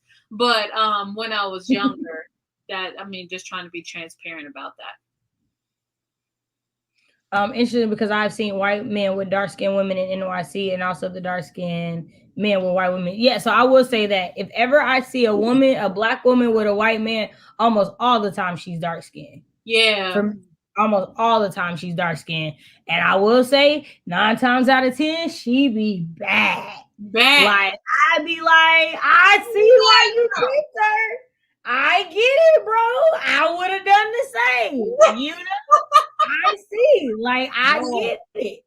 I get it. I'd be like, I would have picked her too, bro. Roller skating came back a few years ago. So much joy in that wholesome fun. I think watching Black roller skaters is such a move. It's such a move. It is. I love it, especially when they're like when it's not just them like outside, but when it's like a skating rink and you see everybody. Like, I love it. I love it. I love it. Larry said respect was good. The relationship between Aretha and her family was nice. I couldn't stand her daddy. Daddies be that way. Child, sounds like I need some friends to wash my hair. Keep living our best life. Man, that part. As problematic as Black exploitation movies were, it was nice seeing Black women desired and portrayed beautifully. Yeah. So she says that's good though when you have a good father and or good male friends. They help you avoid folk who ain't it. Yes. Nothing to cut. And I tell my guy friends all the time. I said, you guys spoiled me. Because now I'd be like, nah. And like, don't let me try to tell them about somebody. They're like, nah. Like, automatically, nope. So it's just like, listen, if you can't, no. My guy friends will drop what they're doing to come make sure I'm okay. If you ain't got that in your spirit, whoo, child. Yeah, like like it's small, but like my brother will not let me open a door to save my life. Like, he will not let me touch a door, like nothing. And if I try, this boy will lock me in the car and stand outside the door for a good 2 minutes until I realize that I'm not supposed to open the door because that's what he's there for. And you think like it's a small thing, but it's because like I don't want you to ever date a dude again that isn't willing to open the door for you. Like, I don't want you to think that you don't deserve somebody who's going to get out the car and walk around and open the door. And it's like, you think it's a big thing or like a little thing, like, it's not that important, but it says something about that person. And so like when you have good males in your life, they make sure you don't put up with stuff that you're not supposed to, or at least they very dry. Sometimes they can't get through to some of us. Some of us be knuckleheads and we just got to learn a hard head, make a soft ass, some of us. Yeah, but other of us gotta learn that. Really, right. Yeah. My dad's that way with the door. I'd be like, Dad, can you chill out? Like, I'm just trying to get out. Like, we got to run in the store. He'd be like, oh. Right, let's just go in and get out. You kind of take a little long. Right. I'm like, dude, your knees is my knees. They both 97. We can't be doing this together. Yeah. I have a preference for 70% cacao, but love is love in every shade, so I'm open. You know what? I'm not even mad at you, Vicky, because I'm the same way. Not 70%. I'm the same way. 69% won't do. I love it. And hello, Extraordinary Noir. You jumped in the comments. I didn't even say hello. I'm sorry, love. How are you? Jabri is at a computer. Yay! Yeah, so I can properly interact. Right, properly. Aretha selected J Hud to play her. J Hud just posted a video like on Friday of her introducing Aretha's granddaughter, who's saying, okay, great. If you've seen Good Girl, you'll know about the happily married dark-skinned couple that gives me life. I haven't seen that, but I'll check it out. Misha, hey, love. Thank you so much for being here. I appreciate it. That's one of my crafting friends. We be knitting and crocheting. Hey, what up, Misha? So yeah, that's so cool. Okay, so another way I think it shows up in different genders, I think is one of the examples I love is I have a few problems with this show, but overall, I love me some Insecure. Overall, I love it. And I love it because I love the way she writes Black men. And I feel like she makes them so much more dynamic than what we are used to seeing. And I like that. I also like I love that we have millennial Black friendship shows, right? Because like so much of what we have, because even in our examples, so much of what we have is that 90s stuff that doesn't really exist. And so like, I love this like resurgence of it. Like we're trying to make it a thing again. And so I think that when I watch Insecure and I watch like the Black characters, the male characters that she writes, I love the joy and the love that they express in the show. So that's one for me. Any more for this one, or we got question number 4?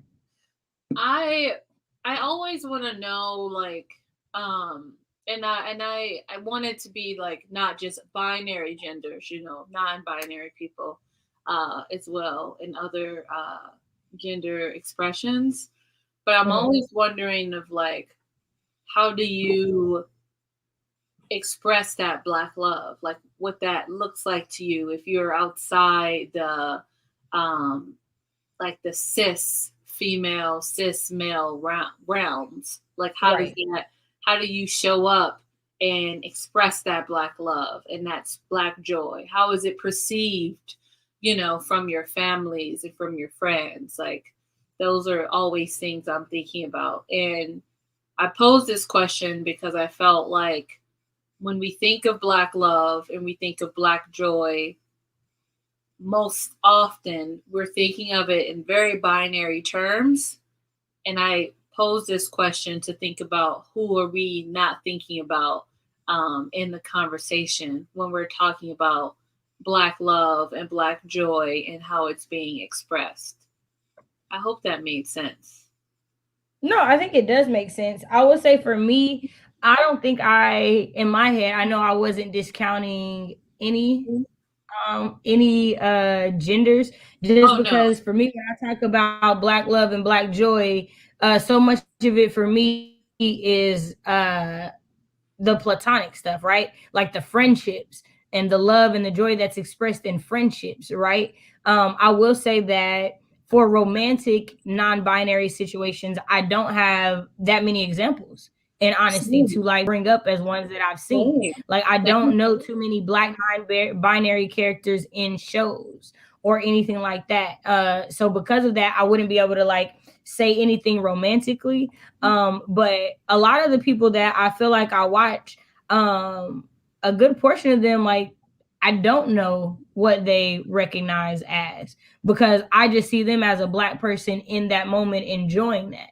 And so I think that that is something maybe that I want to do going forward, is knowing like where that person's intersectionality is, so that I am acknowledging that as well, because it's not a intentional thing to not acknowledge it, but because the first thing I see is this is a black person and they're happy, that's all that matters. Is that, you know, you are seeing that, but sometimes you are leaving off that extra part, right? Because there is other things in that. So I'll say that's it for me, because like that's why I made sure when I thought about it, I was like, different genders. How do I look at this? Right. I will say that as far as like representation, I don't know any in media. Right. So I if mean, anybody I has also an example, please drop them in the chat if you have examples for right. us The to question check was out. also posed because I'm blacking. Right. Hey, let us know. Let us know. I'm blacking. What was I saying? Okay, I wanted to like go back a moment to our first question in media. So Shay probably is one of the few people on the internet who knows my dedication and love to Walter Mosley. I'm obsessed. And in the Easy Rowling series, follow with me, Devil in the blue dress, and you know, Black Betty, and I think it's like Green Little Man or whatever. So it's like Yeah, like so they many all things. are. Color. They're all colors. Yeah. Right. Mhm. The relationship between Mouse and Easy is like the most toxic bro relationship ever. But something about it, I love it, because Mouse will kill first, ask questions later, and he's just about his friend. And Easy is like, get away from me, you stupid. He's just like so mad. He's like, you just always trying to kill people. Like you can't just be cool and be chill. And Mouse is like, what? You know, when you call me, when you called me, you knew calling me, I wouldn't be chill. You knew I was gonna pop off. So like, just watch the way Walter Mosley wrote those two characters, their love for each other, and how they like bicker. Oh my God, I love Mouse, even though he is crazy, he is losing it, but I love it. I don't want to say crazy. I want to take that out of my vocabulary. He is a difficult character, complex. You got a lot going on. So I like that complex. I like the complex you threw in there. Because I know crazy is ableist to say. So I wanted to take that back. But I'm just saying, you guys, Mouse and Easy, just some of my faves. There was a tweet that I saw, and it was like, I have two friends. One that like is like, well, you know, yeah, no, you should definitely pay your taxes because tax fraud is illegal. And then I have another one. Well, I mean, like the government has enough money, like they really are not gonna miss it. And like, I'm a believer that you definitely need those two friends. Like you need that one. And I feel like you always need to have that friend that is like, who did it and what time do I need to be there? Like you need the friend that's also going to be like, okay, so you know, maybe we need to rethink this. Maybe this isn't the wisest course of action, but you also need the friend that's going to be like, I got the shovel and the bleach and the trash bags in the trunk. I just feel like they're both needed. That's all I'm saying. I mean, it's really the complexity for me. You know, I like to shout out to my Gemini son sometimes on that. I'd be like, let's think about it logically. Then the other part of me, it's like, where's the address? Okay. Are we showing Drop up? That Addy though. Drop the Addy though. Drop the Addy because the talking is done now. You know what I mean? I'm like, we gotta do it. So, you know, it's really about, you know, I just love I like having friends who, gonna bail you out of jail and gonna be the reason why you go as well. I like it. It's the complexity for me. Right. Love you too. Jabria says one of my best guy friends won't let me drive when we travel together to events, even if it's my car. At best, I drive there and he drives back. I love it. Also because I don't like to drive. So hey, I appreciate friends. I just got a car. Girl, I was talking too fast. This guy like me, I didn't realize he was trying to impress me by opening my doors. I was walking too fast. Like I was in the fray. It's like you're not gonna let me open the door? Vicky, I'm trying to Chivalry ain't dead, Vicky. It ain't dead. You just moving too fast for it. That's what he was saying. You gotta slow down for chivalry. Misha, it's nice to meet you, other two lovely ladies. Rhea says, never realized how much I appreciate that until I had to drive an actual boyfriend to and from an event because he didn't feel like driving. Man. It's the ghetto for me. Man, when you date somebody that has you do something you ain't never had to do before because you just, this is a thing? You expect it? Oh. You mean everybody don't do it? Oh. I don't like that type of learning curve, if I'm being honest. I don't appreciate it. I don't. And I think that Shay can attest to the fact that I'm a little bit too bougie to learn that thing in the first place. I'm going to miss the entire lesson every time. You want me to what? Y'all, I am yet praying for Britt's husband. We don't even know who he is, but I am already lifting that man up. I am yet praying for him because that man, all I know is, bruh, don't get my number. Do not call me when you... No, I need to talk. No. That is your wife. Aha! Yes, Lord. So I just said, men crying around their friends and expressing their emotions in a non-abusive way. Women taking off their wigs and just letting out the tension in their shoulders. Not familiar with non-binary people to say exactly. And I think that even in saying that, I think part of it is such a new concept for so many of us. Even non-binary people are learning what love and joy looks like for them because they have been living in this binary world in these spaces. So I think that one, us acknowledging that we don't know and we're trying to know and learn is the biggest best step we could be making, first and foremost. Also, the way I take off this hair wrap once we not live, bruh. And they know I will take my lovely herbal my herbal medicine as soon as the live goes. I'll be like, oh, I've been waiting, so we ain't on camp. Like, yeah. But that's the friendship y'all never gonna see. Yeah. Like, yeah, I don't know what that side look like. I don't know. I mean, low key, y'all do, because very rarely have y'all ever seen me not high. Y'all just don't know it. Yeah. Ricky says a woman in her bonnet with her man is adorable. Not to discount any other gender identities. Right? No, like, okay. So this is funny, but like, have y'all ever seen a thread when it talks about like how men realize their women did number two? Like the level of relaxation that it took for them to realize that this happened, because there are men born on this earth who think women don't poop, because there's like a level of relaxation with couples that some people never get. And this man was like, I wish she would have never got that relaxed, because bruh, I didn't know something so horrible could come out of somebody so little. And y'all, I've never stopped laughing about that. I just feel like, just to piggyback on what we're saying, like, I'm just thinking of like another joyous moment. So we had a wedding to go to, and it was my friend who just got married wedding. And I go and tell, one of my guy friends I just talked about, I go, Muhammad, I don't have a bra.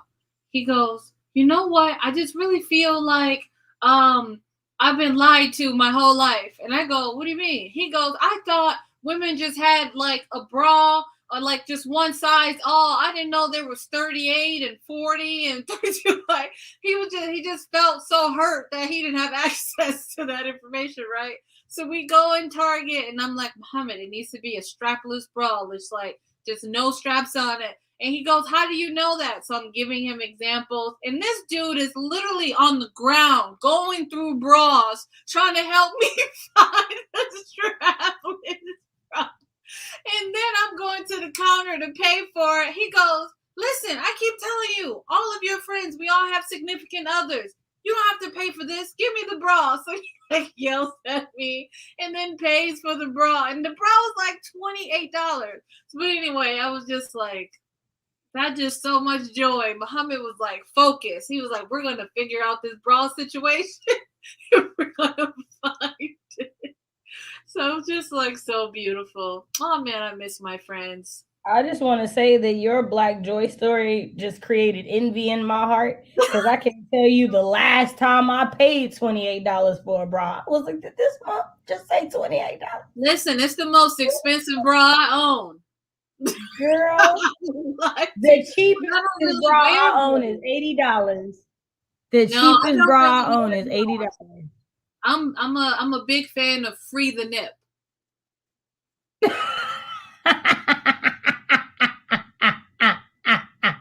I love it. I love it. I don't even Britt, were you about to say something? No, I was just thinking about why it is that your bras are so expensive. I'm not going to say it on the tube. Oh, yeah, no, because God said, I'm not going to make her tall. And I was like, you know, you could have. You really could have gave me a few more inches. I wouldn't have been angry. I wouldn't have been upset. Jason said, watch Mosley is the man. Loving the Easy Rollins series. Mouse is my favorite. Mouse is my guy. He was just trying to help. He was like, you said you needed help. I showed up. I love when a man feels secure in expressing his thoughts with his partner. I do too. Dang, it jumped. Okay. When Cuz had to double back and look him in the eye and say, seriously, don't kill anybody. He did say that. I'm going to have to read this series. I'm like, wait. I love it. Bill Cosby's crimes broke my heart when they were exposed, because the Cosby Show was my first and for a long time only display of Black love, joy, and excellence. And for me, I'm one of those people. That show still is one of the best examples of Black love, joy, and excellence for me. Like, that man did what he did. Hey, that's on him. That show is never gonna not be that. Again, like for me, it's the same with A Different World. Like, that man's legacy is not messing up what that show meant and what it has been and what it stands for. Yeah. So I definitely understand that. It's called the Easy Rollins series, Britt, and then me and Shay are trying to figure out how to make that series a read along. Yeah, because I want to. You know me. He's a Black mystery writer. I got to. I just love Martin Mosley so much. Yes. Man, that's why I'm trying to get through his master class, Bree. What's the first one? The first one was Devil in the Blue Dress. The Blue Dress. There we go. Yeah, and it was made into a movie with Denzel. Yeah. My favorite one currently is Black Betty. Hey, that's the only one I got in physical form. I got the hardback of Black Betty. Yeah, Black Betty is. Black Betty is good. I know Britt is on Storygraph. Bree, are you on Storygraph? I am. I'm trying to find my name. Don't judge me. I'm trying. I want to create. I need to create an account and get on it. Dang, my library has Devil in a Blue Dress, but it's in Spanish. And even though I can read the title, I don't trust myself to do the rest. Right, I'm with you. R. Kelly is a solo act, so his work is a no-go. But Rudy and Theo didn't do nothing wrong. That part. They do nothing wrong. And I love me some Malcolm Jamal Warner. Woo! Like, man. Malcolm and Eddie was my show. Now, that was some Black joy. Yes. That was some Black joy. Them and they little club. Man. This part, yeah, it is disappointing. Black family reunions and family gatherings are an expression of Black love. Yeah. First of all, y'all, the amount of stories that come out at Black family gatherings and family reunions. My stomach is hurting. I be sipping tea the whole time. Like, let me just shut up and listen. My stomach be hurting because it be so damn good. I be dying. People like, hey, ain't Lisa doing good now, ain't she? Yeah, you know, she used to be a crackhead back in the day. That's for me. Hear that from me. Wait a minute. Liquid stuff be coming out. Like, literally. Slip out like that. Wait a minute. I didn't know. Casually, like, What casually. They'd be like, quiet as it kept. You know she was a hoe. Not quite. Quiet as it's kept. Quiet as it's not gonna be quiet anymore. Quiet as it's kept, you know he got a family in Kansas. Right. She acting like she Quiet happy. as it Wait a kept, you know minute. that's their sixth child. Right. And don't let somebody get mad. Don't let somebody get mad at somebody saying everybody's business. It's all coming out. Yeah. But it's Quiet as funny. it kept, you know he lost his job and moved in with her friend. Not over the glasses. Not your great I'd be like, honey, you starting mess. Baby, I'm speaking truth. Because what's done in the dark will come to light. Amen. Man. And I'm going to be like, here we go, gather around. Who tell it? A lie don't care who tell it. You better tell the truth and shame the devil. Wait a minute. Shame the devil. I feel like we've grown past some things, though. That was 30 years ago. Why are you still talking like she just smoked crack yesterday? I have questions. Rhea says that part. Black family gatherings, especially where everyone is just vibing and laughing, is the purest form of Black love. My favorite part of Black family gatherings is the ones that have the talent shows. I love it. Like when there's like people just doing stuff. I love it. I love it. Sasha says, my wife and I had all types of conversations while either of us is on the toilet. Home is home. Man, listen, that's that love. That's that love. See, I always know when I'm in mixed company. We know what we're talking about. Because in my house, or not even mixed company, people who didn't grow up experiencing the type of Blackness that I've experienced, I will say. Because in my household, if you got vaginas and other people got vaginas, while one person with a vagina is showering, the others is in the bathroom talking about some deep shit. That's how it went. Like my sister would be like, I'm about to shower. Come in here. Let me talk to you about something. I'm like, I'm about to shower. Come in here. Let me talk to you about something. So for me, I feel like the deep conversations can happen when, that is happening. But I will say, when my mama is in there, I have to leave because I love her, but she really be dropping some weapons of mass destruction. And I can't. That used to irritate me. Like, Grandma, you can't wait till you get done. I really don't want my nose assaulted. I can't breathe. My oxygen level is low. My iron is low, and I have a vitamin C deficiency.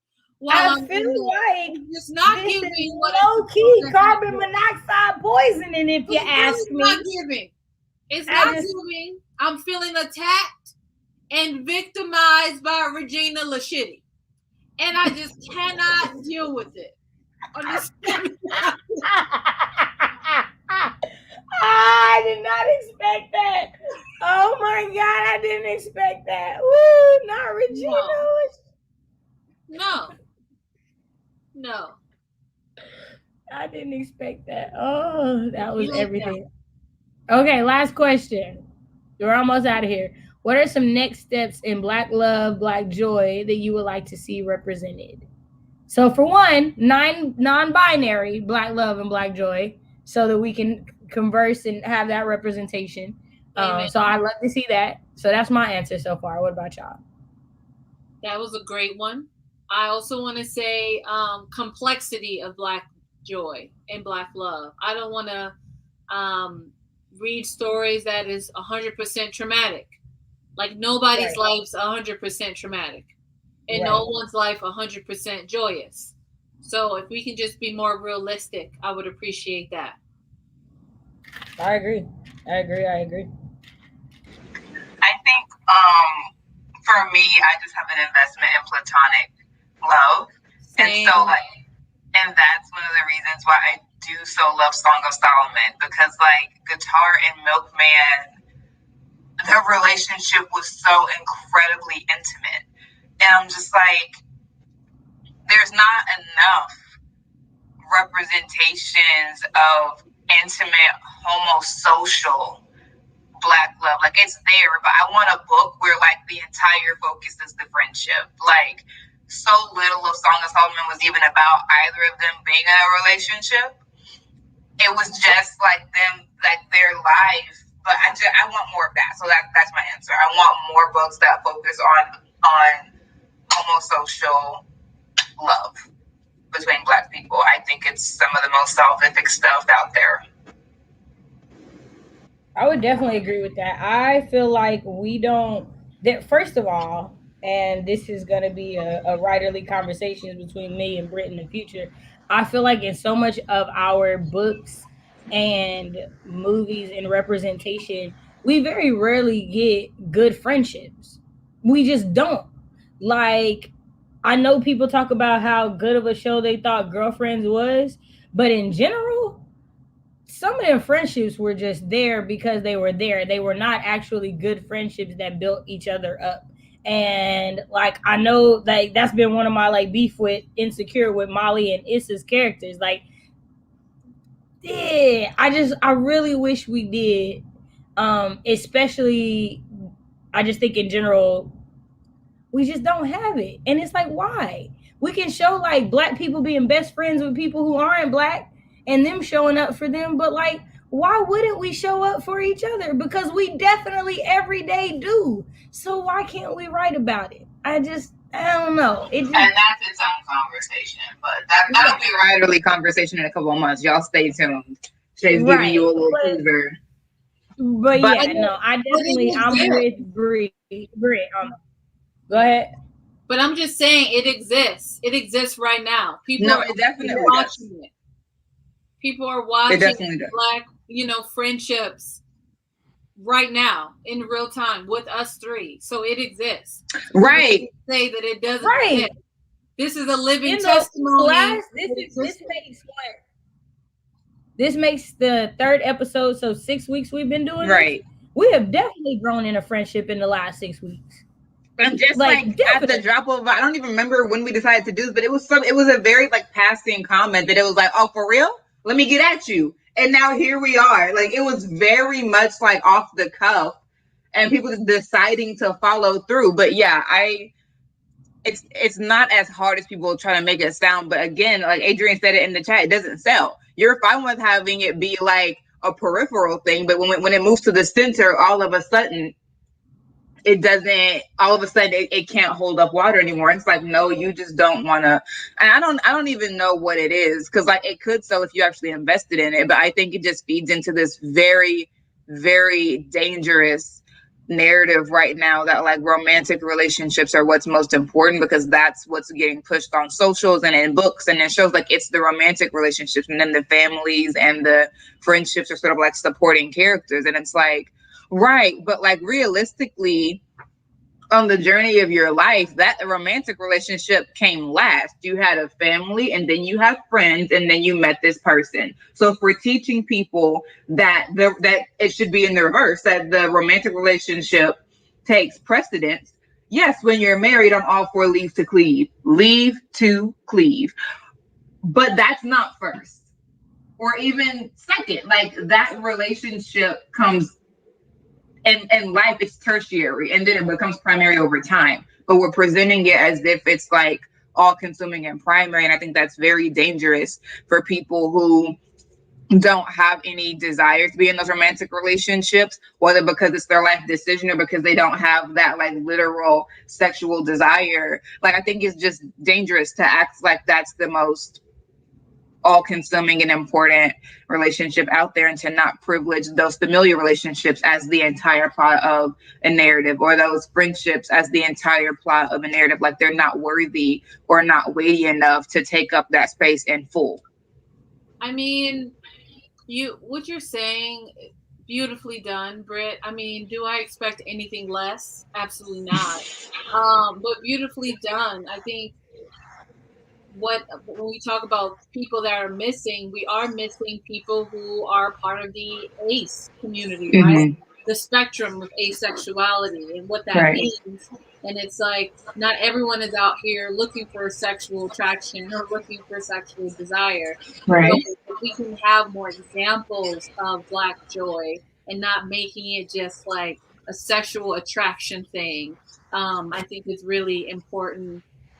And I also wanted to piggyback on something else you said, but I forgot what it was, but I'm in agreement of what you're saying for show, because I Yeah. feel like for me, uh, I feel like I have that with my guy friends. Like there's no sexual desire, there's no sexual attraction. It's just like y'all ride with me to the wheels fall off. I'm riding with Amen. y'all to the wheel fall off, and that's just pretty much what it is. Like for me, like that is like that love is everything to me. I would be distraught if we broke up.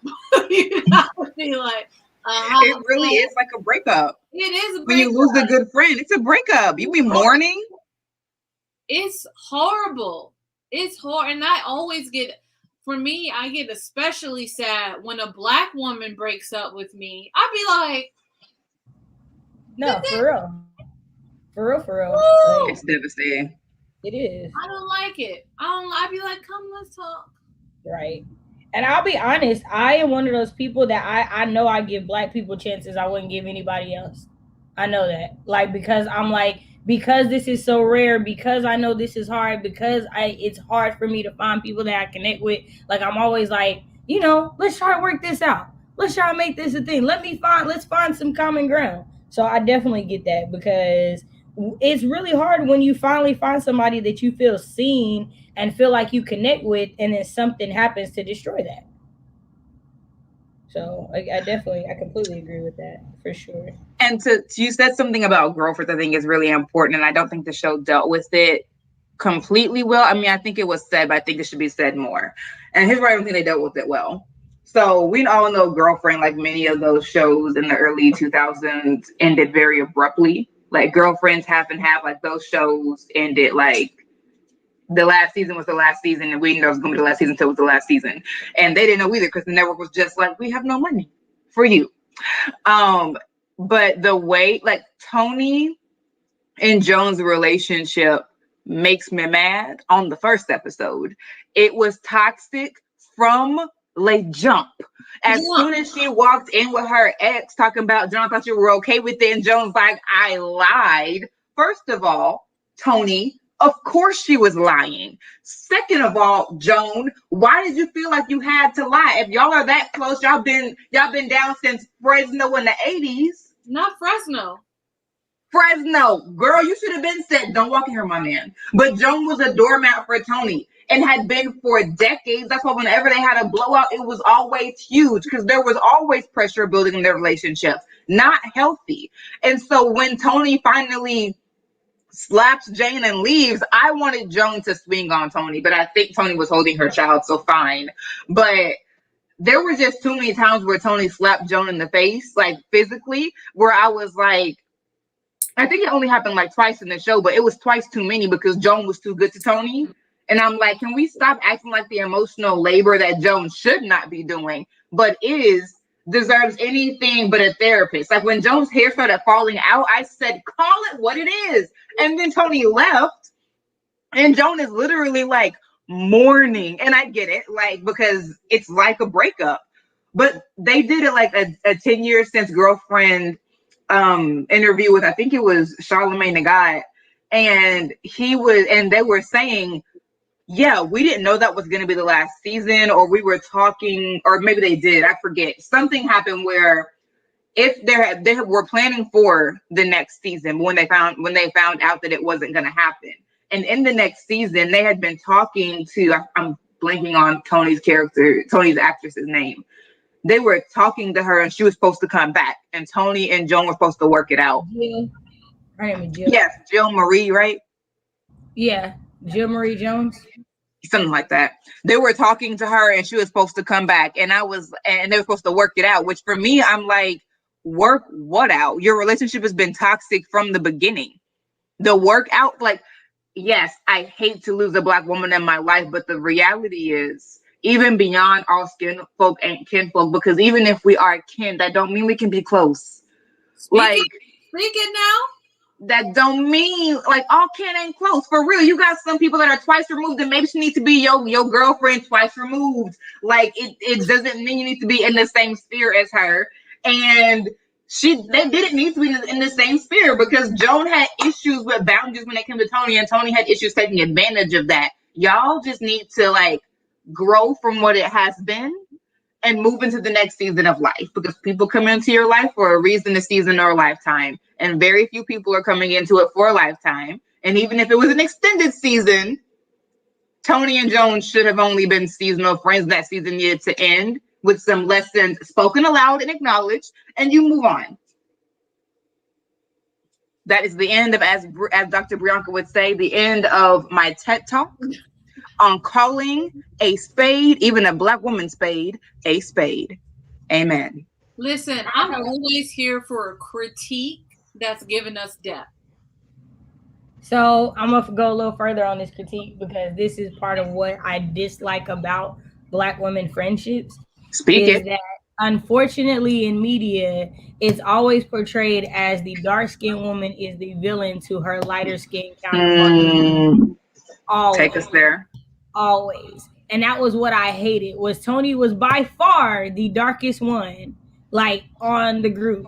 But she was the villain of the group the entire show. Like, she wasn't good to anybody. Like, the nicest person she was nice to was Joan. And she still wasn't nice to Joan. And I remember being so mad about that. And then also, her character marrying a white man.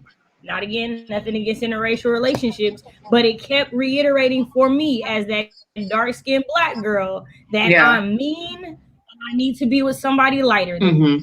And it's just, that's how the story goes, right? Same thing with Molly's character in Insecure. She is not a good friend to Issa quite often in the show.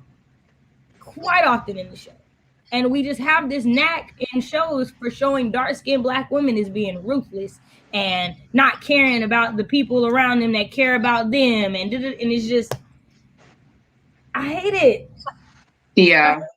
I hate it because it makes it look like dark-skinned Black women don't know how to be friends. And right. And Maya was a good friend, but Maya wasn't the darkest person on the show. So like comparatively, Tony would be cast as that mean Black woman. Right. And Maya would be like the brown skin chick, you know, like there's definitely you get to be moderate because there's someone darker than you. Right, exactly. And that's the thing. Even in Dear White People, Colandria, Coco's character, the dark-skinned Black one, like there's a line in the first season and she was like, the only reason you get to get away with this is because of your proximity to whiteness. Because if it was me doing this show, they would have been shut it down. And it's like, that's a conversation. And I love that she let it be said, because there's something to be said about if I speak up and speak my truth, it sounds different than if you do. And so like when you're talking about Tony, I just remember hating Tony and then being mad that I hated her because she was the person that looked the most like me. They made her irredeemable. Like they were very thorough at making her unlikable. You were not supposed to like Tony. It wasn't like, well, she's saying what everybody else wants to be. No, like she was just being trifling. Right. It was just trife. There was there was nothing to be learned, but don't do that. Right. And that's why I say when I say about the game, it's like you were programmed to not like her character. She's the other woman. She's a bad character, and she wasn't even the other woman. They were broken up. Well, that's how she gets portrayed, though, even though that's the case. Right. They were broken up. She was in a relationship. He was dating. He even tried to talk down to her, and she was like, who are you talking to? I've been had money. I'm not trying to date you for your money. I've been about this life. I own a boutique. I've been working. You know what I mean? And I feel like it's just those things that writers of shows don't even realize they're doing in the way that they do these things, you know? You will see it in Sex and the City. You said what now? What you think? He said you'll never see it in Sex and the City, and I'm partial to his lie. I'm looking for a lie, but I can't spot it. I can't find it. I don't see the lie. Is betrayed as bitter, envious, mean, desperate, and untamed. Yeah. Untamed. It's a constant. Thank you. Nobody misses it. That's why I know y'all love Shonda Rhimes. Not y'all, but y'all. I ain't got no love for her. I can't do it. I have yet to make it past a season 3 of one of her shows, and I'm just like, I can't get with you constantly making Black women cry. like crying, like heartbroken, drugged by the hair, tears when that didn't have to be the situation. Listen, Can't do it. Scandal took me out. Can't do it. Because This for right me, here. on How to Get Away with Murder, it was How to Get Away with Murder for me that I couldn't take it because How to Get Away with Murder was the only one I tried because I definitely couldn't try Scandal. I was like, I don't know how y'all watch this. I can't do this. I But I stopped at tried like How to Get Away season with Murder. 3. I was like, I can't. I don't like her with Fitz. That's just the truth, unpopular opinion or not. I was like, I don't like it. I think it's ridiculous. I think it is utterly ridiculous. But for How to Get Away with Murder, what pissed me off constantly is that she made, what was her name? Annalise? Yes, she made Annalise Keating the devil and the Messiah. And I was like, but you society love to do that to Black women. Come in, save the day, put the whole nation on our backs and then crucify us first chance you get. So you hate Annalise Keating. Everybody hates her, but y'all call her to save the day all the time. She does what she does to save you, and then everyone's pissed at how she saved the day. Well, you couldn't have done it anyway. So because I made the sausage and you're mad because you know how it got made, now it's on me. And I was just like, it was every situation. But it was That everyone ends up hating her. I'm like, it was the same way in Scandal. The same way. The thing about Scandal that took me out is that, how do I say this without sounding bitter? That's really what I'm trying. Okay. We gonna hear your heart. We gonna hear your heart. Right. We got you. So let me just say this. As I continue to grow as a Black woman, as a visible Black woman, visible dark-skinned Black woman, Speak your truth. who continues to succeed as far as like education and goals, I find that it is very hard to date cisgender Black men. And I say that because I feel that the higher up women who look like me or in my same bracket as far as education and so forth, typically are not the star player. We are typically not the one who is chose. We are typically the notch. We are typically somebody wants to own or obtain but don't really want to explore. Speak your truth. We are constantly second place. So when I'm watching Scandal, I'm seeing this Black woman who, at the head of her game, literally changing lives, changing careers, just really doing big shit and like on top of her shit, and only for her to be wrapped up in a romantic situation where she's not being chosen and having to be okay with being second to. And then to be in a relationship for a tiny second of the show with a Black man who ends up doing the same shit. So it's just like, I didn't like the relationships in Scandal at all. Just annoying. None of them. None of them. And I wonder if a different writer who is not Shonda Rhimes would have done it differently. Like had a Black relationship that is actually beautiful and restorative and reciprocal and salvific, all these things that we know it can be, but I wouldn't expect to see it in the Shonda Rhimes show under any circumstances. I really wouldn't. I haven't watched Grey's Anatomy. I watched a couple seasons. I haven't watched it either. At all. Is it the same, Brie? Can you speak to that? I can't. Grey's Anatomy, I don't know. I think in the beginning it wasn't a diverse cast, and now it is. It's coming like more. Each doctor they include, it becomes more diverse. But the main character is still a white woman.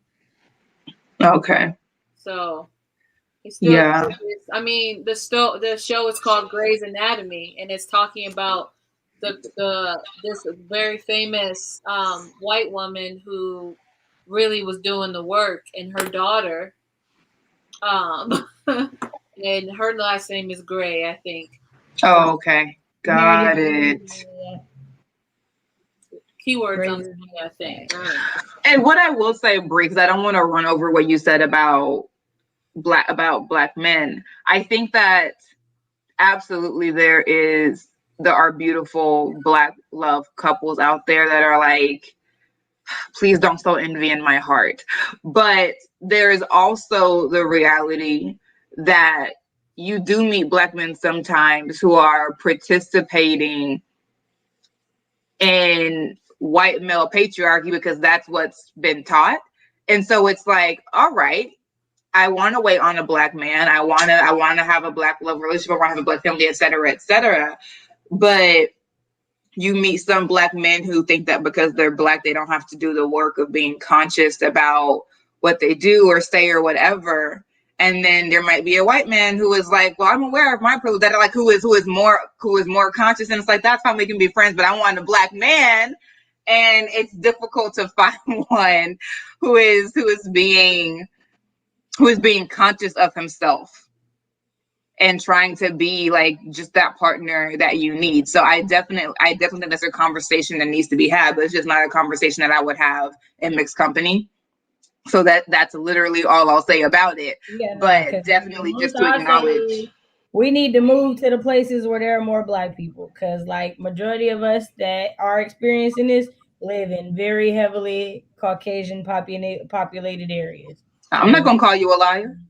We not living in those, because like no, like I'll be honest, like I definitely felt that way, and moving to Dallas definitely changed it. It was like, oh, there's Black men that love me everywhere. Hello, hey, yeah, not hello.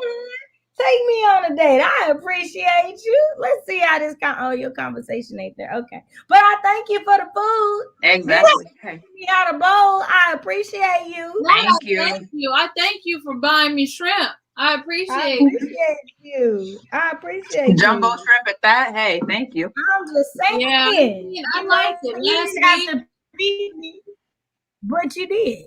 I agree. Last week, this Black man on the flight was like, sis, I want to take you out on a date. I said, where? He said, a restaurant here in the airport. Yes, he did. That was nice. He had a nice meal out of that. And I'm like, how are you into me when I got on mismatched socks and my Birkenstocks? Like, this is not cute. But it happened. I got my meal, and that's where we're at. Hey, man. It's like, hey, like you got to start somewhere. Listen. There was a couple comments before we got out of it. Britt said, or Adrian said, but Britt, let's talk about how the trauma of that relationship never made it to the light of day. Exactly. Get rid of that type of person in your life, get delivered. Right. I feel like even when she went to therapy. I was talking to a friend of mine because I had like a very similar situation with just falling out with people, and I was like, this situation reminds me that this is why I want to write stories that talk about how you deal with you have issues in friendships and how you grow past them, because part of friendship means that y'all aren't gonna always agree. Part of friendship means that you might do something that hurts your friend's feelings, right? That makes your friend feel unloved or unvalued. But part of that means that you need to have a relationship where you feel you can speak up, and you do speak up. Absolutely. And where the other person can listen and hear and make adjustments and changes. And I feel like so much of the story between Joan and Tony was there was never the conversation about what was really hurting and what was really causing the pain. And nothing ever got solved because we never got to the root of the issue. And not for nothing, we didn't get to the root of Tony's issues either. Because yes, Tony was hurting people, but Tony was deeply hurting.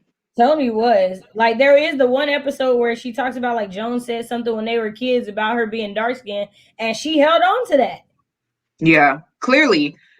So it's just like, yes, Tony hurt Joan, and we need to talk about that, and Joan needs to be delivered and all these things, but also Tony needed help. Yeah.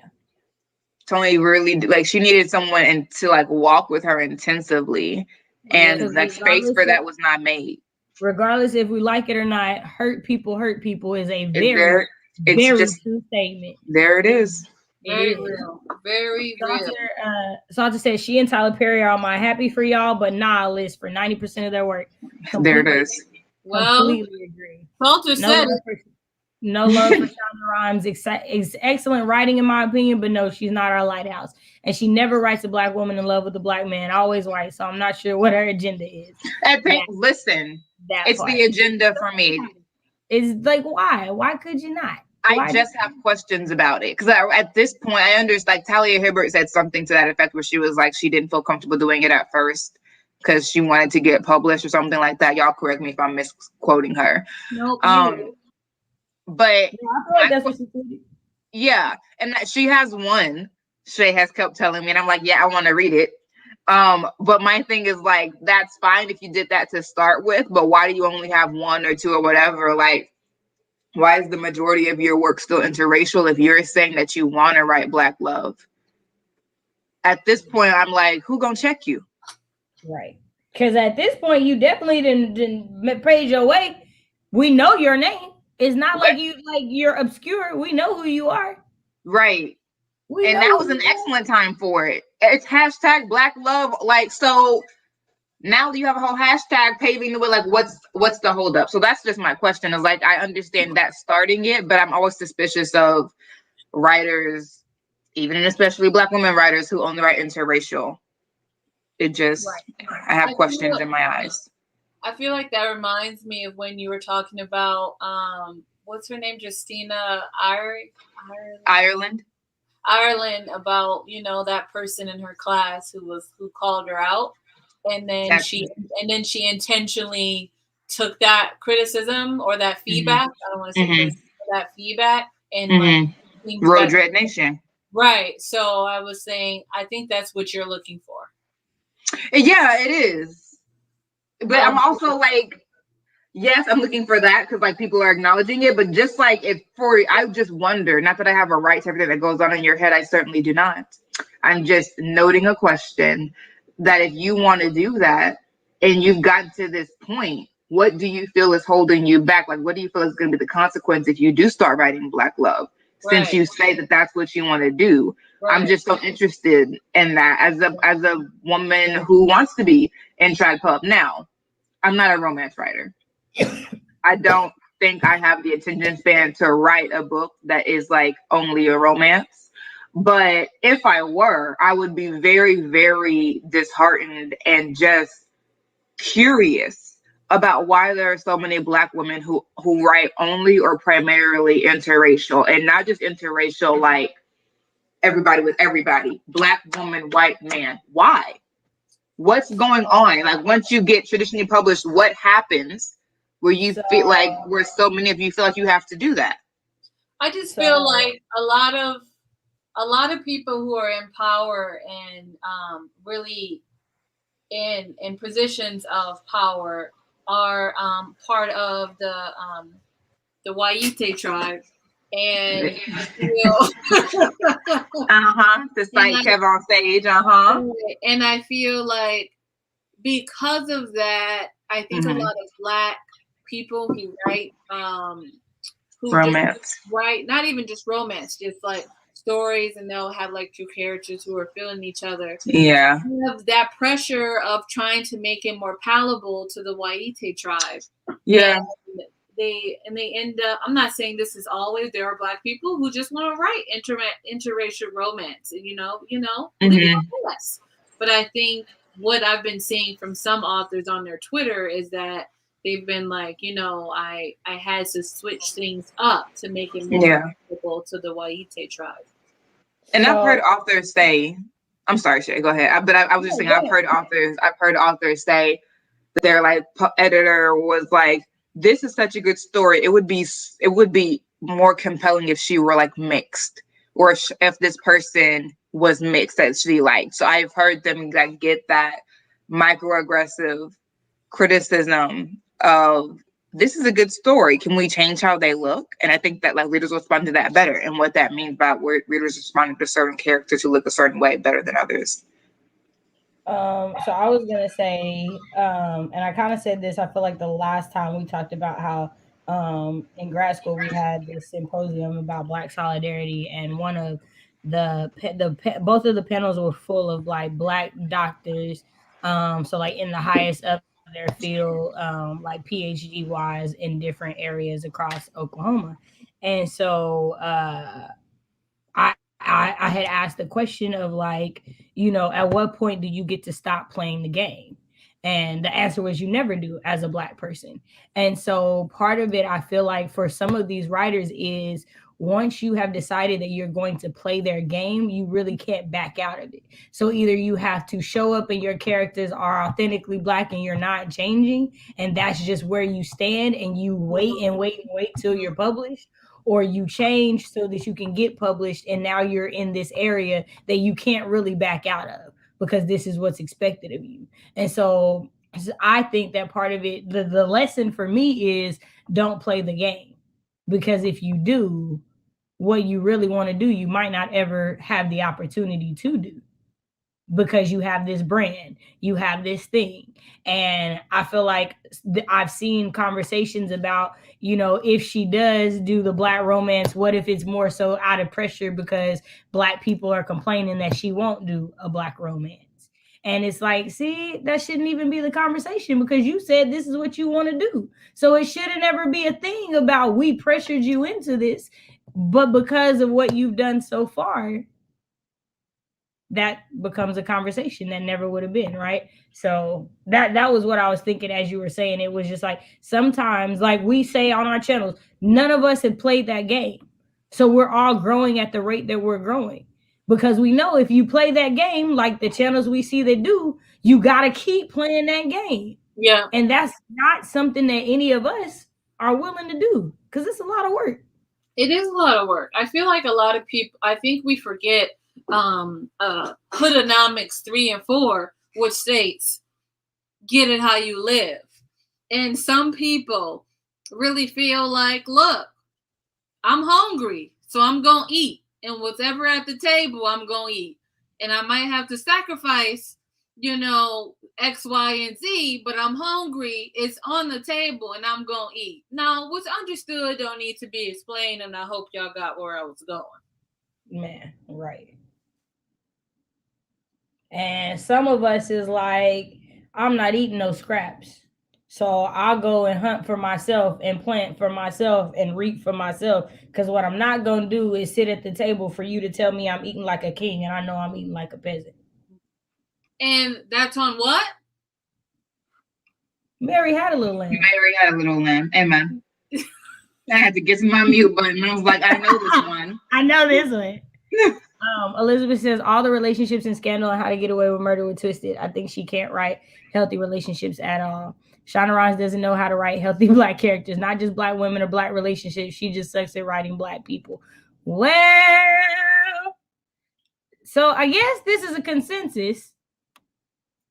Even in Gray's Chief of Surgery, it's a Black man, but he's cheating on his Black wife with a white woman during a big chunk. See, I'm just saying, it's a thing. Generally, the Black man has failed and betrayed the Black woman. Every other race has men uplifting females. There's definitely patriarchy and sexism, but there's also a deserved pedestal. Is this the other one? She is recognized for her contribution to her community. She is seen as feminine and is protected, and you won't find the average man of any race disparaging his woman. Black men are our biggest critics. I clicked on this comment before I read it fully. So I'm not going to engage with this comment because, again, I feel like this is a conversation that is being had in mixed company, and I don't ever like to talk about things like that in mixed company. So that's me. But if you guys want to speak on it, no worries. Okay. Misha says, yes, communication is key. Friendships and relationships will fail without communication and having those conversations. So true. At the same time, I've decided that I will not ignore a man who isn't Black, but that wants to get to know me and perhaps more. I no longer close myself from that without belief. Okay, yeah, do what works for you. But I love Black men. But where are they? Man, they're not in the middle of the country. They're on the coast. They're on the coast. Like, if you look at the map of diversity and where stuff is, it's always on the coast. If you're in the middle of the country by any stretch of the imagination, you're not gonna be winning, unfortunately. Like, I move. You do. You gotta move like you do. Okay. All right, y'all. We are getting close to being out of here. Do we have any final comments, concerns, things you guys wanted to talk about? And Vicky, please don't take offense to that. Like, it's nothing against you or anything. I love to have the conversation. I'm just not a mixed company type of person when it comes to talk about that. So I hope that didn't offend you that I said that. I just want to make sure it's clear. I didn't think it was a bad comment or anything. So, all right, Adrian says, Britt, I live in NYC. I still don't see him. What? Girl, They well, missing. I don't know. They Dude is from missing. NYC. I was like, he from NYC, but he came to Oklahoma, so I don't know what to tell you. Like, he used to be there, but yeah. Our last announcement, because we try to keep it at 2 hours. It's 2 hours and 34 minutes, so we got to head out, y'all. But the next discussion will be on my channel in 2 weeks.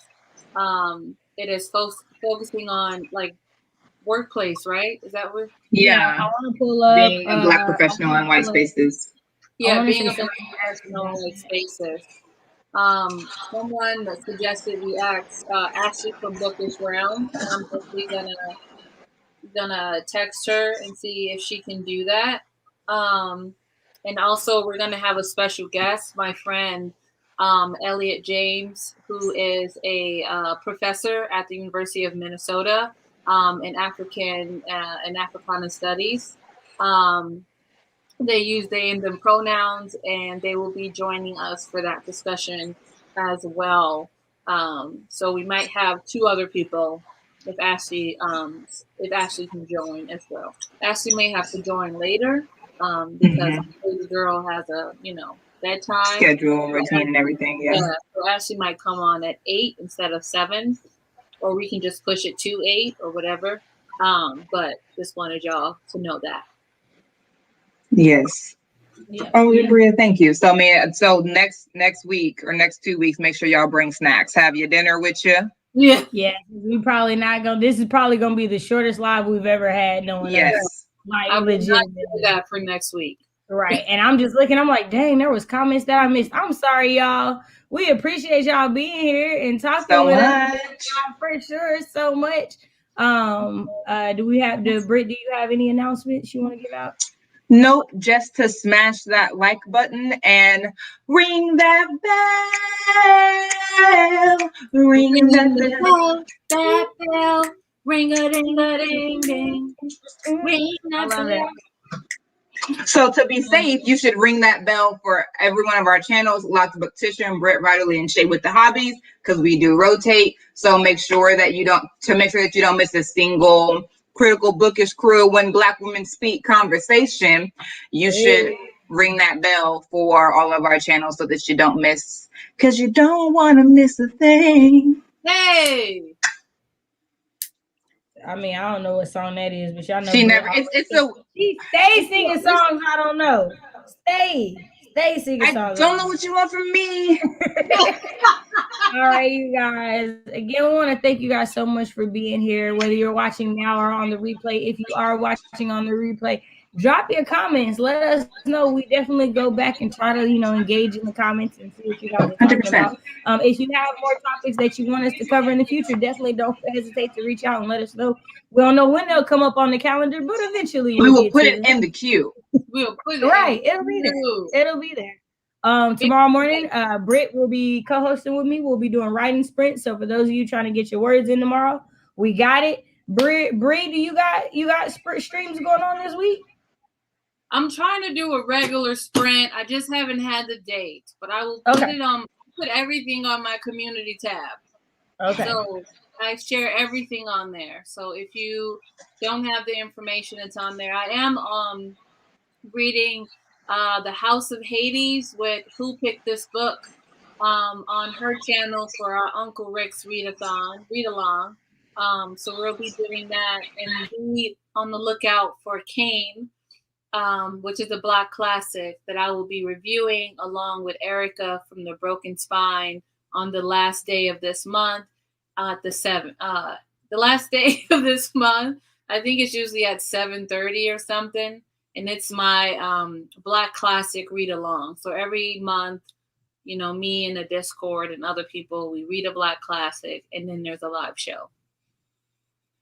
Awesome. Also, we didn't mention it, but before we get out of here, this was also part of the reason we chose it. Is right now, Nekkid Readathon is being hosted by the Black Pros Club. So Yeah. definitely check out their Instagram.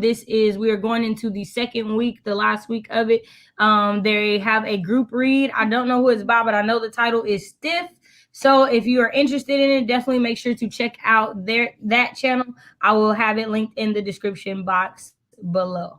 All right, you guys, thank you so much for being here. Y'all have a great night. Bye. Bye.